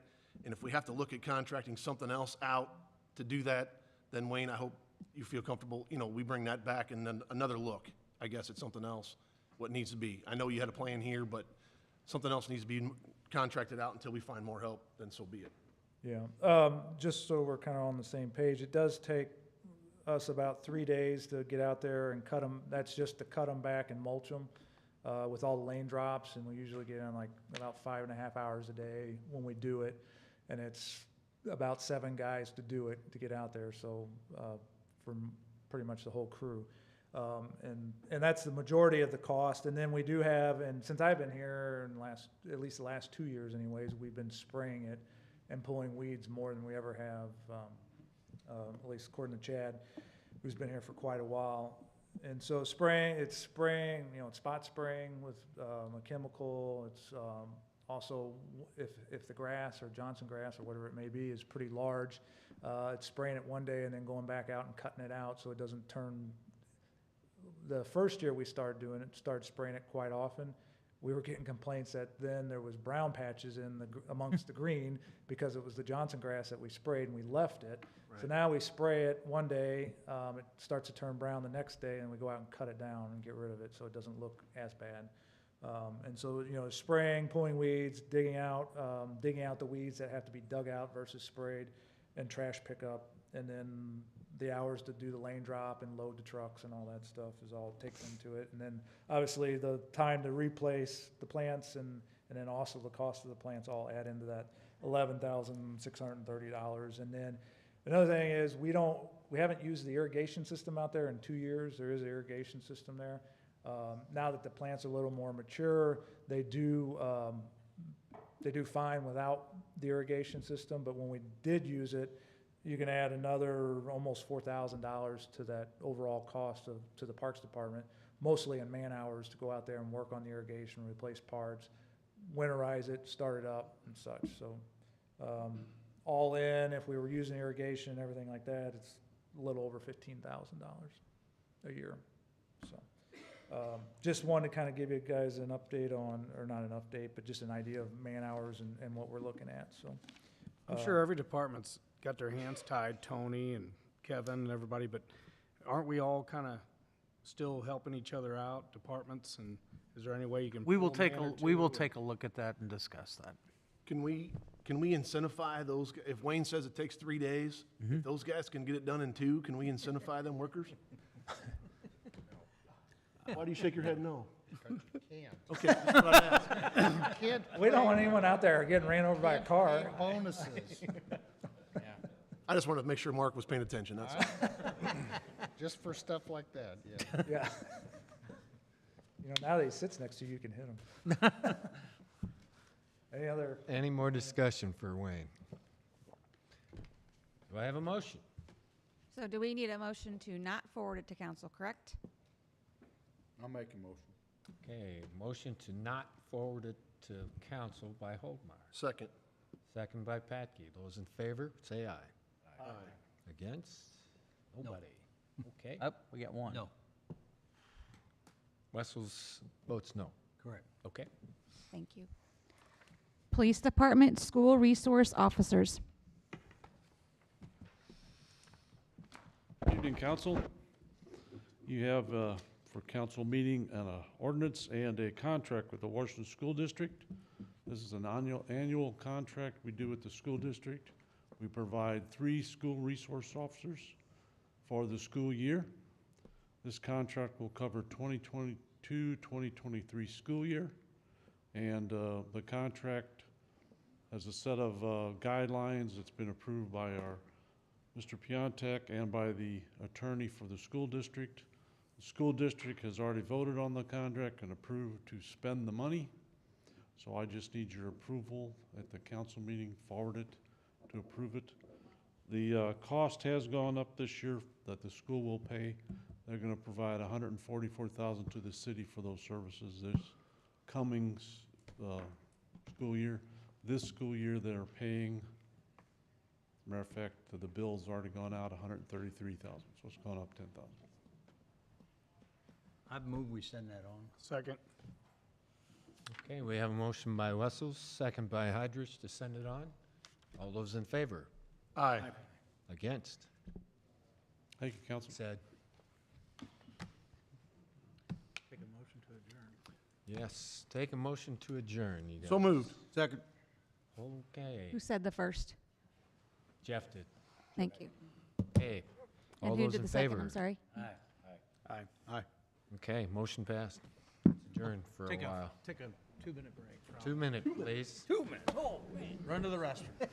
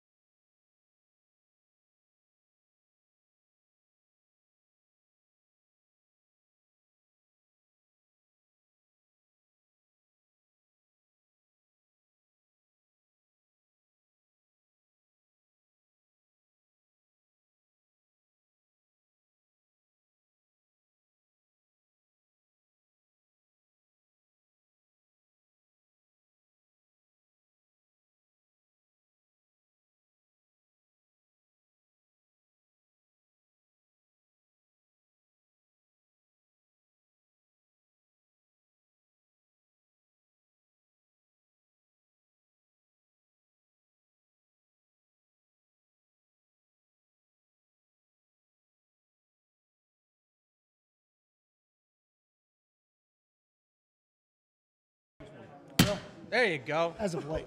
Oh, whoa. Dang, break it. Beat 'em. With authority. That's with the hard die. Hit it hard. Get things moving. Didn't break it. Go ahead. Start. Okay, go ahead. Regular meeting of Washington, Missouri City Council, Monday, May 2nd, 2022, 7:42 p.m. Bear. Here. Briggs. Here. Coulter. Here. Heidrich. Aye. Holtmeyer. Aye. Hatke. Here. Reed. Wessels. Here. Please rise for the Pledge of Allegiance.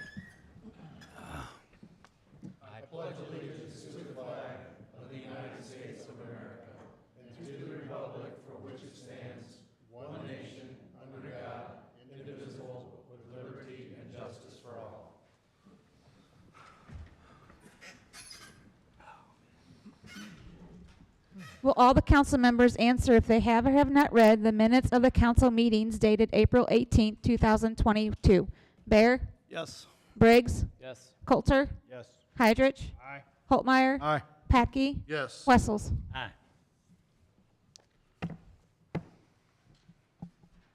I need a motion to approve the minutes, please. Okay, pardon me, you guys. Can we get a motion to approve? the So moved. Second. Okay, Patke, motion, Holtmeyer, second. All those in favor, say aye. Aye. Motion passed.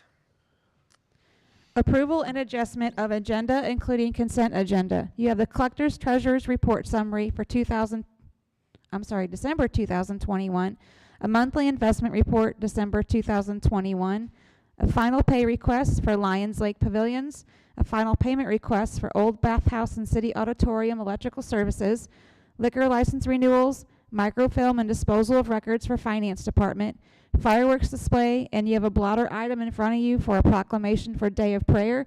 That will be item 2E, and then we're going to move the council liaison appointments down to 2F. So I just need a motion to approve. Make a Need a motion. motion, anybody? I make a motion. Second. Oldmeyer, second by Patke to approve the agenda. Those in favor, say aye. Aye. Motion passed. Priority items, mayor's presentations, appointments, and reappointments. Proclamation, Historic Preservation Month.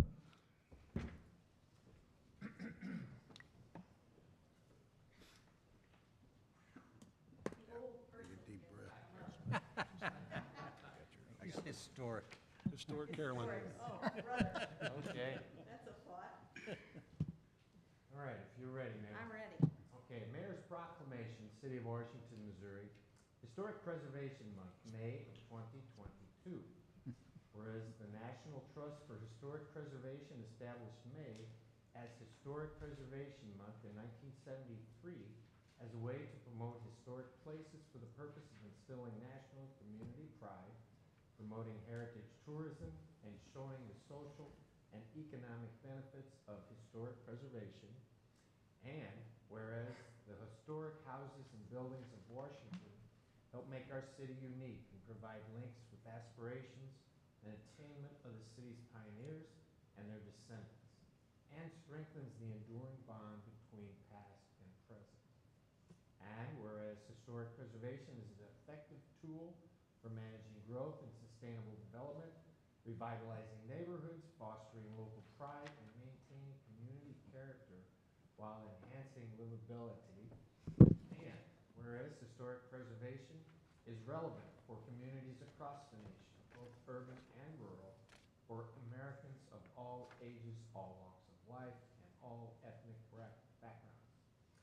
And whereas it is important to celebrate the role of history in our lives and the contributions made by dedicated individuals in helping to preserve the tangible aspects of the heritage that has shaped us as a people.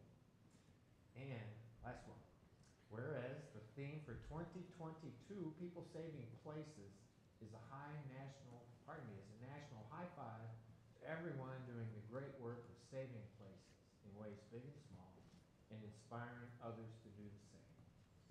Now, therefore, I, James T. Hagnorn, Mayor of Washington, Missouri, do hereby proclaim May 2022 to be Historic Preservation Month in the city of Washington, Missouri, and call upon the people of Washington to join their fellow citizens across the United States in recognizing and participating in this special observance. Thank you. Thank very you. much.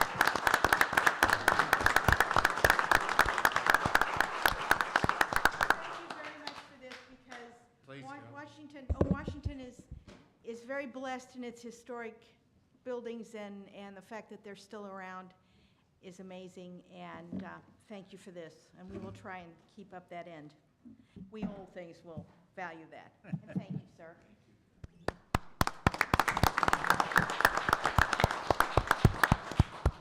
Proclamation National Travel and Tourism Week. Lots of whereases on this. Hi, Emily. Okay, Mayor's Proclamation, City of Washington, Missouri, National Travel and Tourism Week, May 1st through 7th, 2022.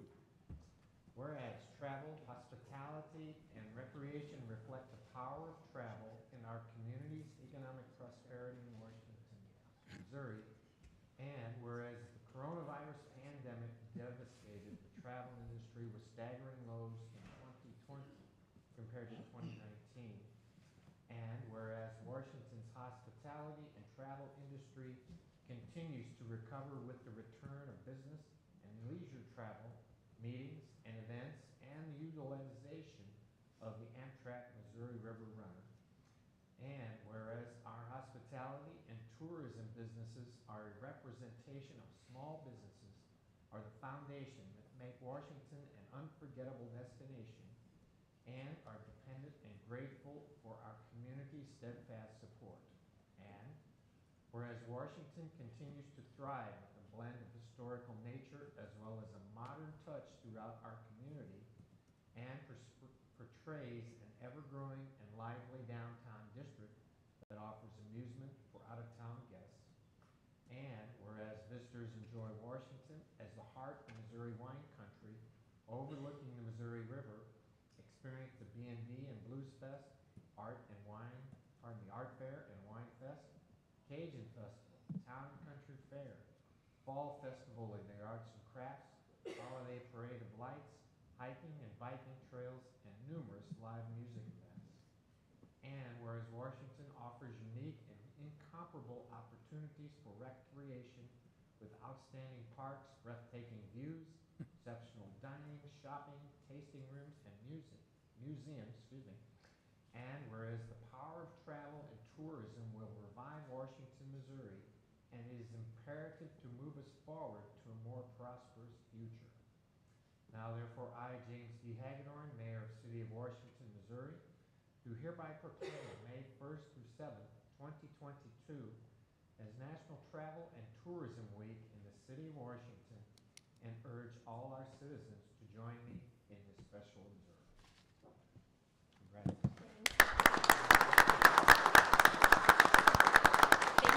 Thank you all so much. I just wanted to let everyone know that we will be celebrating the National Travel and Tourism Week this Wednesday down at the train station. Every station along the Missouri River Runner route is doing an event this week in honor of National Travel and Tourism Week. So it will be from 12 to 1 if anyone would like to stop by.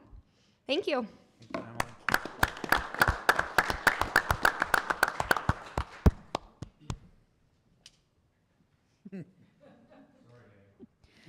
Proclamation Bicycle Safety Week.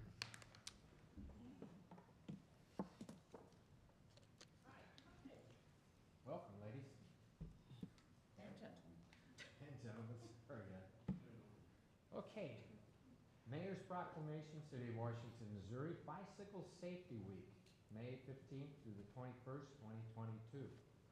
Whereas the bicycle is a viable and environmentally sound form of transportation and an excellent form of recreation, and whereas millions of Missourians will experience the joys of bicycling during the month of May through educational programs, races, commuting events, trail work days, helmet promotion, charity events, or just getting out and going for a ride. And whereas creating bicycle-friendly communities has been shown to improve citizens' health, well-being, and quality of life, to boost community spirit, to improve traffic safety, reduce pollution and congestion, and wear and tear on our streets and roads.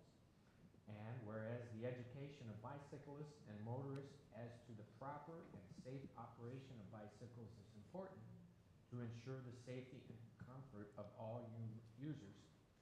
And whereas the Washington Police Department, together with other members of the community, will host the 46th annual Bicycle Safety Rodeo on May 21st, 2022, to promote greater public awareness of bicycle operation and safety education in an effort to reduce collisions, injuries, and fatalities, and improve health and safety for everyone on board the road. Now, therefore, in recognition of the health, safety, and welfare of its residents are the most valuable asset of any city, I, James D. Hagedorn, Mayor, proclaim May 15th through the 21st, 2022 as Bicycle Safety Week in the city of Washington, and encourage all residents to enjoy the benefits of bicycling, recognize the importance of bicycle safety, and be more aware of cyclists on our streets. Thank you, folks.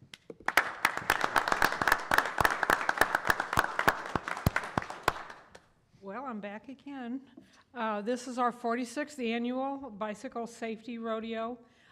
Just not the police department, but mainly it's the Washington Optimist Club that puts on this rodeo. Julie Frankenberg and myself are co-chair people. I also have Nikki Harriman from Mercy, Washington. She does the car seat safety. So we do checks that day too for car seats, and if anyone is needing a seat, they do have some available. So big kudos to the Washington Optimist Club. They have been together with us for 46 years. Well, it should be our 47th, but a little thing called the pandemic canceled one. So thanks everybody, and thank you very much for this.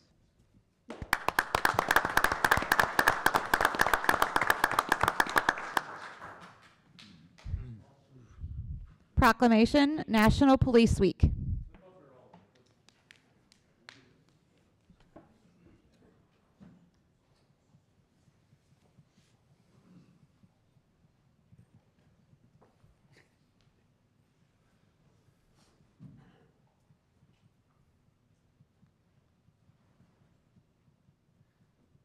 Okay. Mayor's Proclamation, City of Washington, Missouri, National Police Week, May 15th through the 21st, 2022.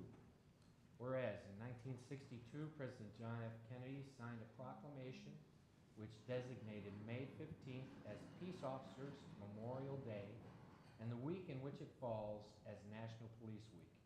And whereas the members of law enforcement agency in the City of Washington play an important role in safeguarding the rights and freedoms of the citizens of our community, and whereas it is important that all citizens know and understand the duties, responsibilities, hazards, and sacrifices of their police department, and that members of our department recognize their duty to serve the people by safeguarding life and property, by protecting them against violence and disorder, and by protecting the innocent against deception and the weak against oppression.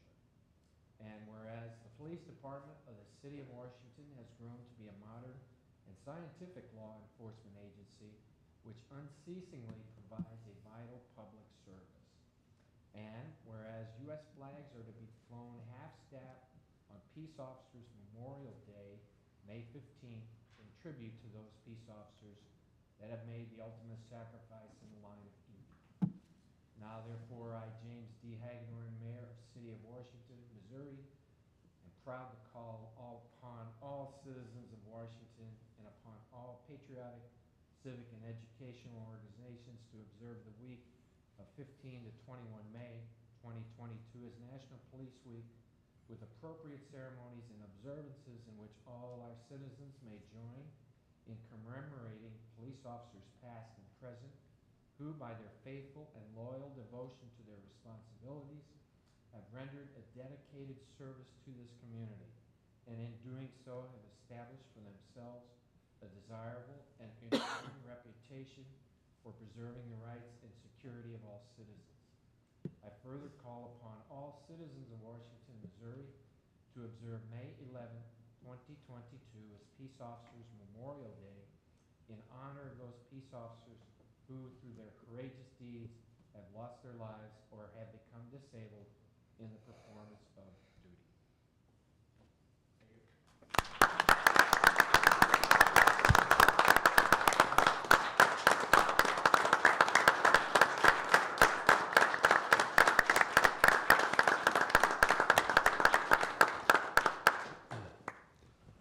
being a police officer is one of those very few jobs. And I talk with my officers, especially the new ones, every day when you leave your wife and your kids, hug them and kiss them. Because when you walk out the door, you never know during that day what evil you're going to encounter, what chaos you have to keep back, and if you're going to come home that night. Officers here serve with honor and integrity, courage and compassion, and service is their attitude. They're ever guardians, but I tell you, they are warriors when they need to be. And they have the support of this wonderful community, and they continue to deserve that report in their actions and their service. So thank you.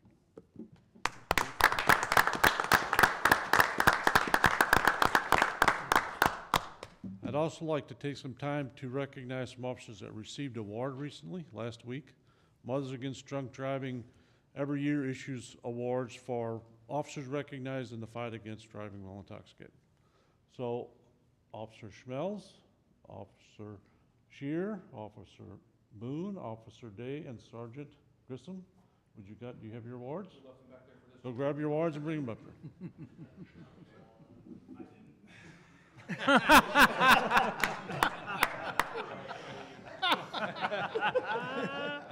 That's awesome. Never prepare. So they received recognition in this region. It's multi-county area, large region, in their efforts for fighting driving while intoxicated or driving under the influence. This is for 2020 and 2021. Each of these officers have dedicated themselves to preventing injury from those people who drive when they should not be, to keep our citizens and our community safe. For that recognition, they were recognized at the MAD Award Ceremony and Banquet and given nice, if you want to show them off, your nice awards. And as a group, they wrote over 60 DVIs is what they did, what they investigated. And to tell you the impact it can have, we have a letter we received from someone that was arrested for DWI and the impact it had on their life. If the captain wants to read that. Yeah, actually, we just received this today, so it's very fitting. It's addressed to Officer Day, and I'll just read it verbatim. I know you might not get these cards every day, but it's been weighing on me. How you single-handedly changed my life by just doing your job. I'm writing this 1 week sober and 1 week after you picked me up for a DUI. I've had a lot of time to think about that night and the chaos I put you through. I want to apologize for whatever I said and did in my inebriated state. I'm sure you've seen it all, but I'm ashamed and embarrassed about how I acted. I just wanted you to know that and know how much I appreciate you saving my life and possibly others as well. If it weren't for you and your fellow officers, our community would not be where it is today. So thank you from the bottom of my heart for your service, and thank you for changing the direction of my life. I hope you don't have to deal with another DUI like mine anytime soon. Also, you better believe you're not going to see me ever again.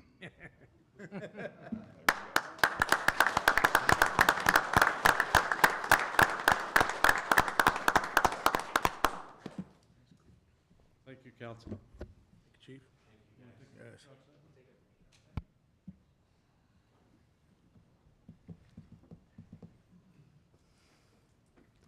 Proclamation, Day of Prayer.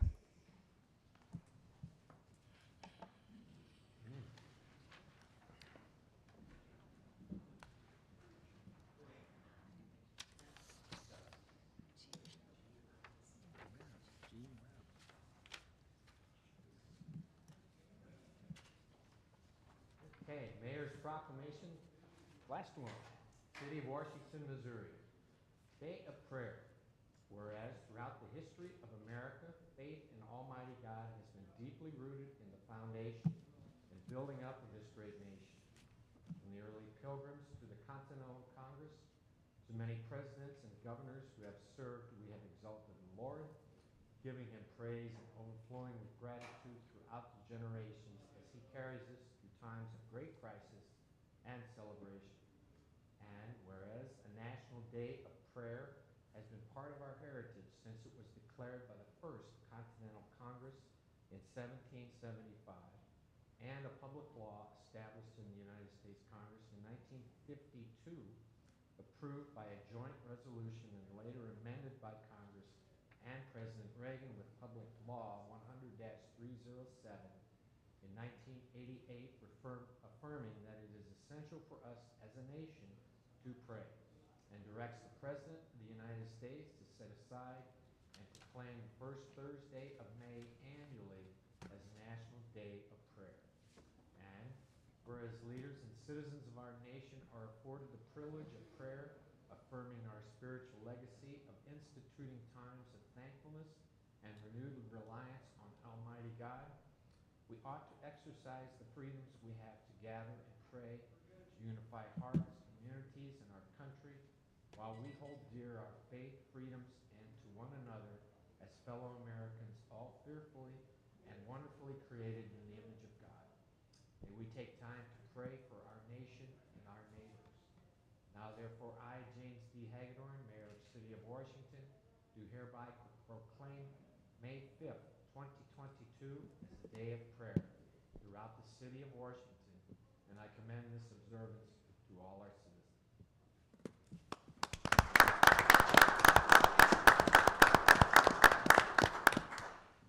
I just want to thank you, Mayor, and all of you, and invite you all to our observance, which will be Thursday, May 5th at the VFW at 12 noon. The service will probably take about an hour, but you don't have to stay the whole hour. We expect that people will come for a time, whatever time they have during that hour, lunch hour, and listen to the prayers that are being offered by various clergy in our community, and also some lay leaders, including you. Our Chief Menifee will be there, as well as Jennifer Giesecke, the counsel from the Chamber of Commerce. So we encourage everyone, all of you, and anyone that you run across and has a heart for prayer, to join us on Thursday. We will be joining with 30,000 other communities who are celebrating the National Day of Prayer that day. Many of them are starting with a 6 o'clock in the morning service, and some are at 12 noon, others are at 6 in the evening, and the national service from Washington, D.C. will be at 8 o'clock Eastern, 7 o'clock Central. So this is not something that we're doing alone. We are joining with millions of people across this country in prayer on that day. Thank you for recognizing that.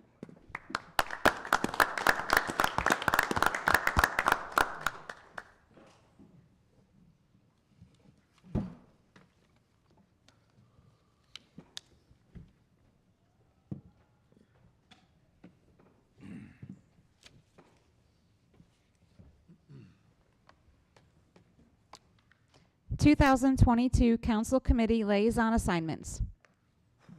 I just need a motion to approve. Need a motion to approve the liaison assignments, you guys? We do. Okay, We don't need to appoint, just to accept them into the minutes. So moved. Second. okay. Motion by Patke, second by Holtmeyer. All those in favor, say aye. Aye.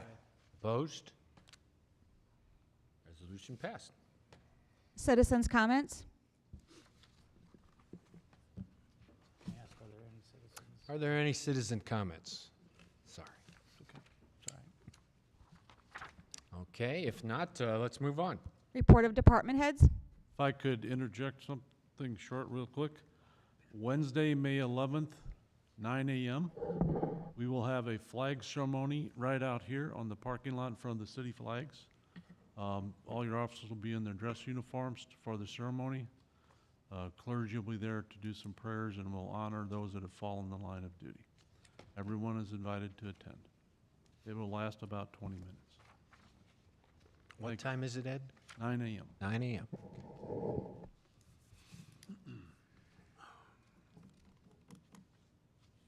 John, do you have anything? Ordinances and resolutions. An ordinance authorizing and directing the execution of an agreement by and between the City of Washington, Missouri and Environmental Systems Research Institute, Inc. for ArcGIS software and services.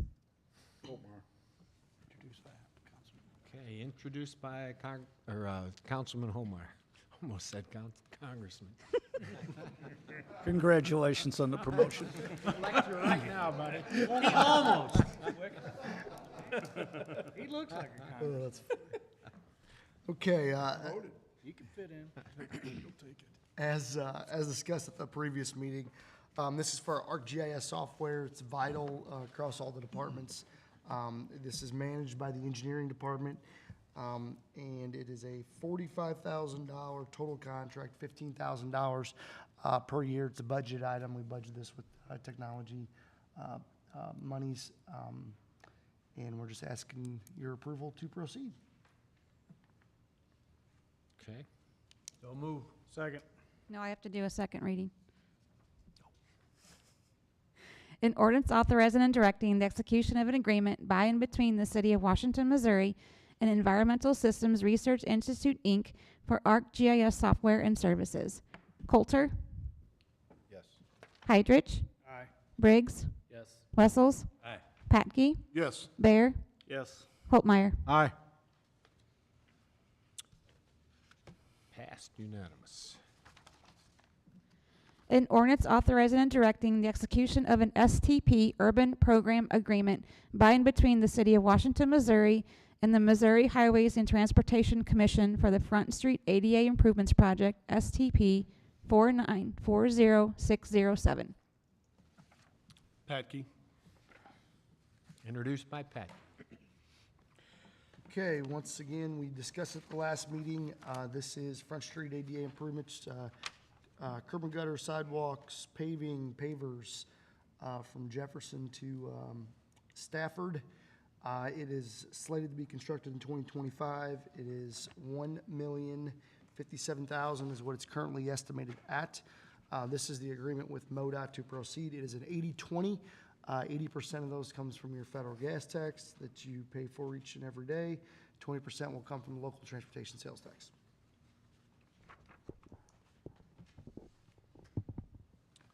Do I have a motion? It's already been No made. further discussion.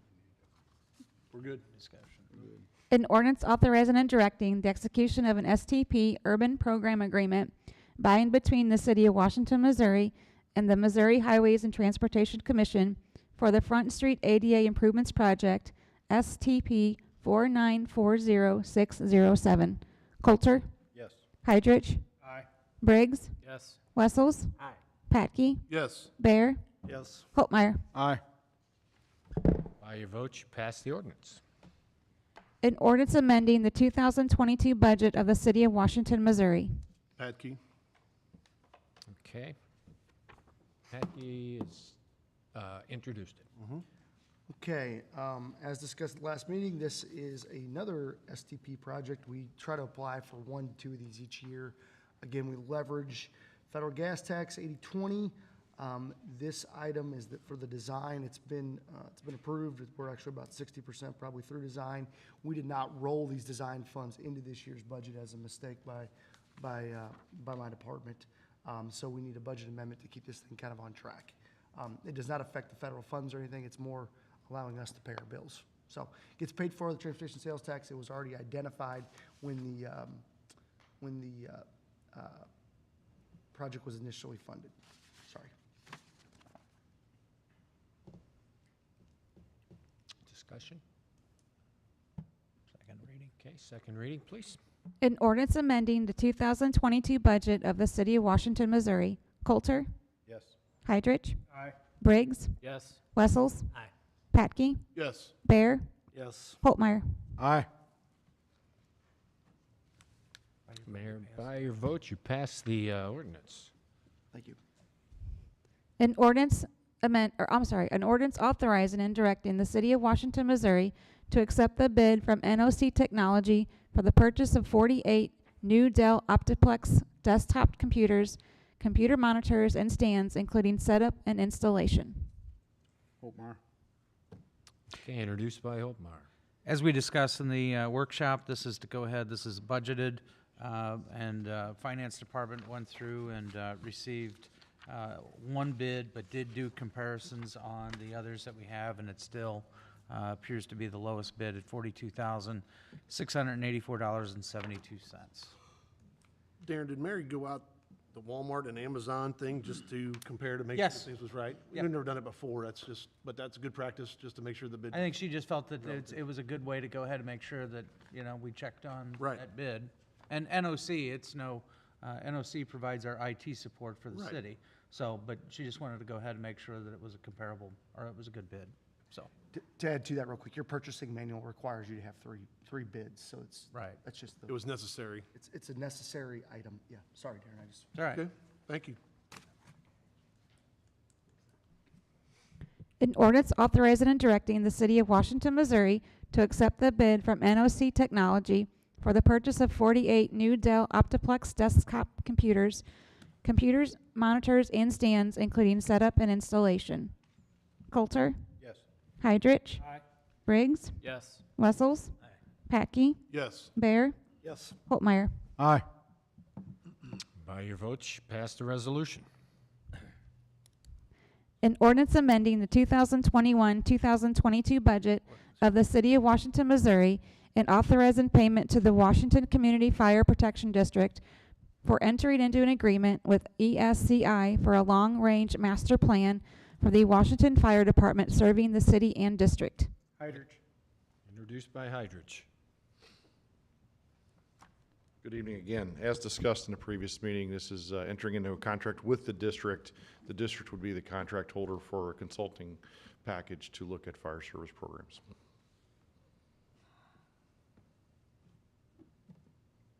Discussion, questions? And we are hoping not to spend the full 20,000. I'm hoping to be under that. Do your best. I will, thank you. An ordinance amending the 2021-2022 budget of the City of Washington, Missouri, and authorizing payment to the Washington Community Fire Protection District for entering into an agreement with ESCI for a long-range master plan for the Washington Fire Department serving the city and district. Coulter? Yes. Heidrich? Aye. Briggs? Yes. Wessels? Aye. Patke? Yes. Bear? Yes. Holtmeyer? Aye. By your vote, you pass the ordinance. Thank you, gentlemen. Thank you, Chief. I need a motion to table the landscaping services ordinance. No, can you go ahead and, wouldn't you go ahead and see if anybody introduces it? If it doesn't, it fails? The cleaner way is to just table it. Okay. There we go. Okay, so we've got a Yeah, did you see that? motion to table Second. and a second. Heidrich's motion, Patke second, to table it. All those, discussion before I say all those, Rick? Okay, all those in favor? Aye. Aye. Opposed? It's tabled. An ordinance authorizing and directing the execution of an agreement by and between the City of Washington, Missouri and the Washington School District for 3 school resource officers to be assigned to duty for the Washington School District. Heidrich. Okay, introduced by Heidrich. Council, this is that agreement I just talked to you about earlier. We had this agreement from 1, 2 to now 3 officers since 2004, I think. Chief, where are they assigned? One at the high school, one at the middle school, and then we have one officer that serves all the grade schools. He does Marthasville, All 3 counties. all 3 counties.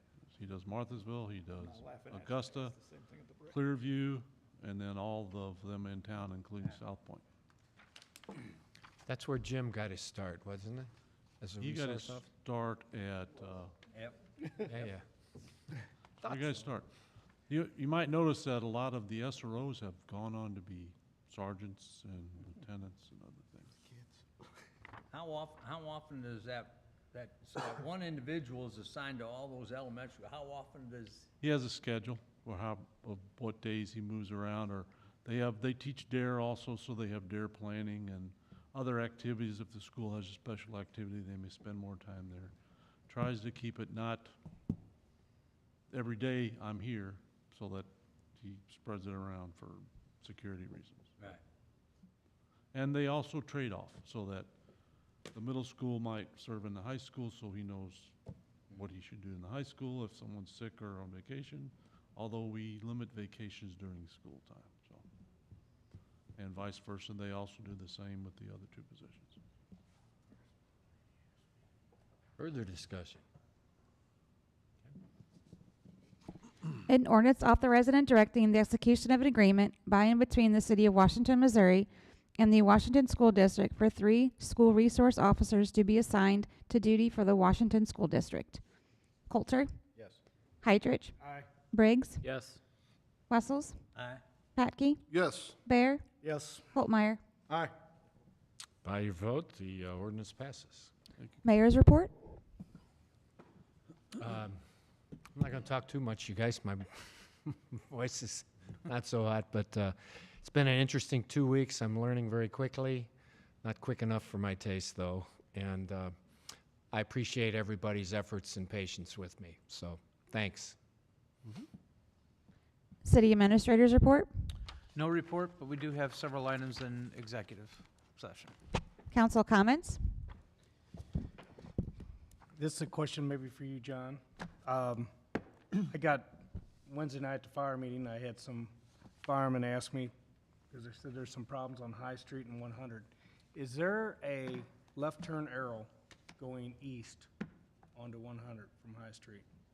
Yes, Yeah. Can we get those lights looked at? they just were. There's not a green arrow, there's only a flashing yellow arrow, left turn, High Street onto east.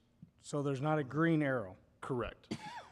That's There's what- never a green arrow. It's always a caution yellow arrow to make a left. You're on High Street making a left going east on 100, you don't get a green arrow. That's not there. That's what I'm asking, that's, I know that for a fact. Yeah, I do so 3 times a day. is there any way we can get that changed or look into that to get a left turn arrow? Or what's the, I know we need to get it with MoDOT, but what's the protocol? What, can we get something like that going?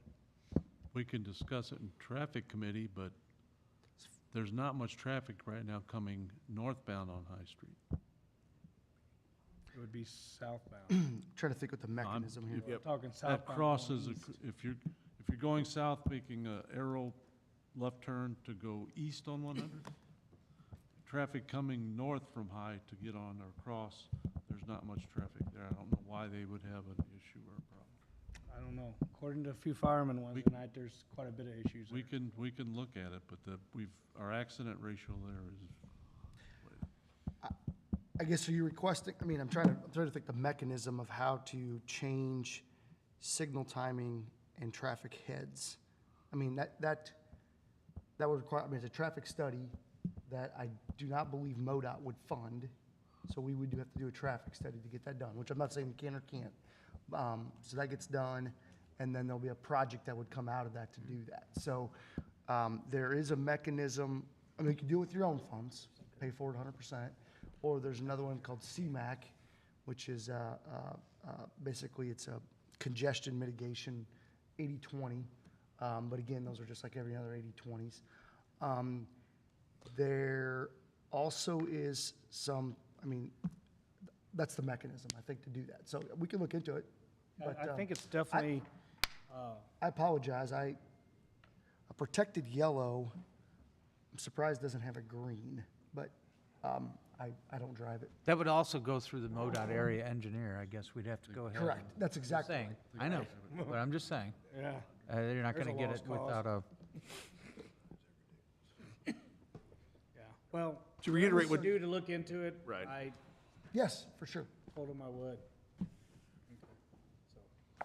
Just one other thing, if all the councilmen, the mayor included, would speak into the microphones and step up, because people, like, I'm sure will get complaints because we're not speaking in the microphone, so that's really got to be noticed that we're getting filmed and people want to hear, so that's it. You're right. Yes, sir, Congressman. Yes, sir, Congressman. Real quick, Councilman Hydridge, I'm looking right here on Google Street View. You are correct. There's just a yellow. So I did not. Yeah, Mr. Packey said that. Yeah, Well, that's they what it did is. brought it forward to me. Like I say, I'm just doing my, Unfortunately, Liaison to what Chief said, though, is exactly right. There's not that much traffic coming north, so a traffic study it's probably not gonna get there. Now, when we connect Sophia to Autumn Leaf and that traffic comes that That's- way, I would say that's when it'd probably be. that's when it's prime definitely gonna go be after a it. prime time to do that. Yep, I I just, agree. I agree that it's a problem now, because I use it daily. My kids use it daily. I'd love to see a light there, no doubt, but I think a traffic study is gonna be not warranted until that's opened up, for sure. But if we can look at it, for sure. Well, if we know that's coming anyway, then maybe we ought to get ahead of the game and try to get something going on it. Unfortunately, the problem with transportation dollars is they usually are very reactive. Unfortunately. Okay. And that's just the nature of them. So reactive means a fatality, is what it means. I didn't say that. I will say that. Well, didn't we have a light knocked over up there? And That was a dump truck problem. That was a truck problem. slow down over there, driver. I'm not I'm just saying. We're not gonna blame That that on was a traffic. truck That's somebody didn't know how to bed put for the that. year. I'm just saying we had an accident there. I mean, right. there's reason. But that guy should put the pole back up, because he didn't put his bed down. Well, hey, it's just, you know. If you remember that, actually, that took about 4 months to get MoDOT to put the pole back up. Right. Yeah, I know. So just understand that things don't always move as lightning fast as what we would like them to.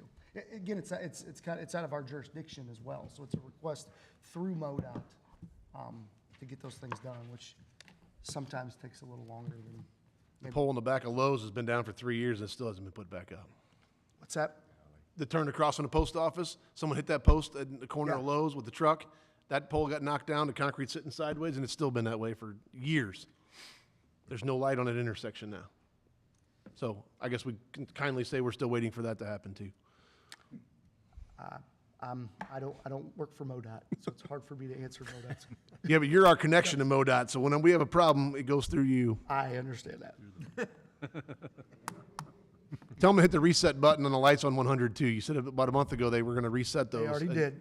Yeah, they already did. well- And at 3 in the morning, that's red all the way through town. That's Not too ridiculous. much reset. It needs to be reset again. That's when we're watching you close then. Well, keep watching. Watch me go through them. City Attorney's report.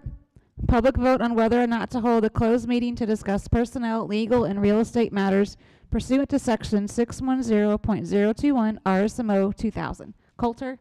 Yes. Hydrich? Aye. Briggs? Yes. Wessels? Aye. Patke? Aye. Bear? Aye. Holtmeyer? Aye.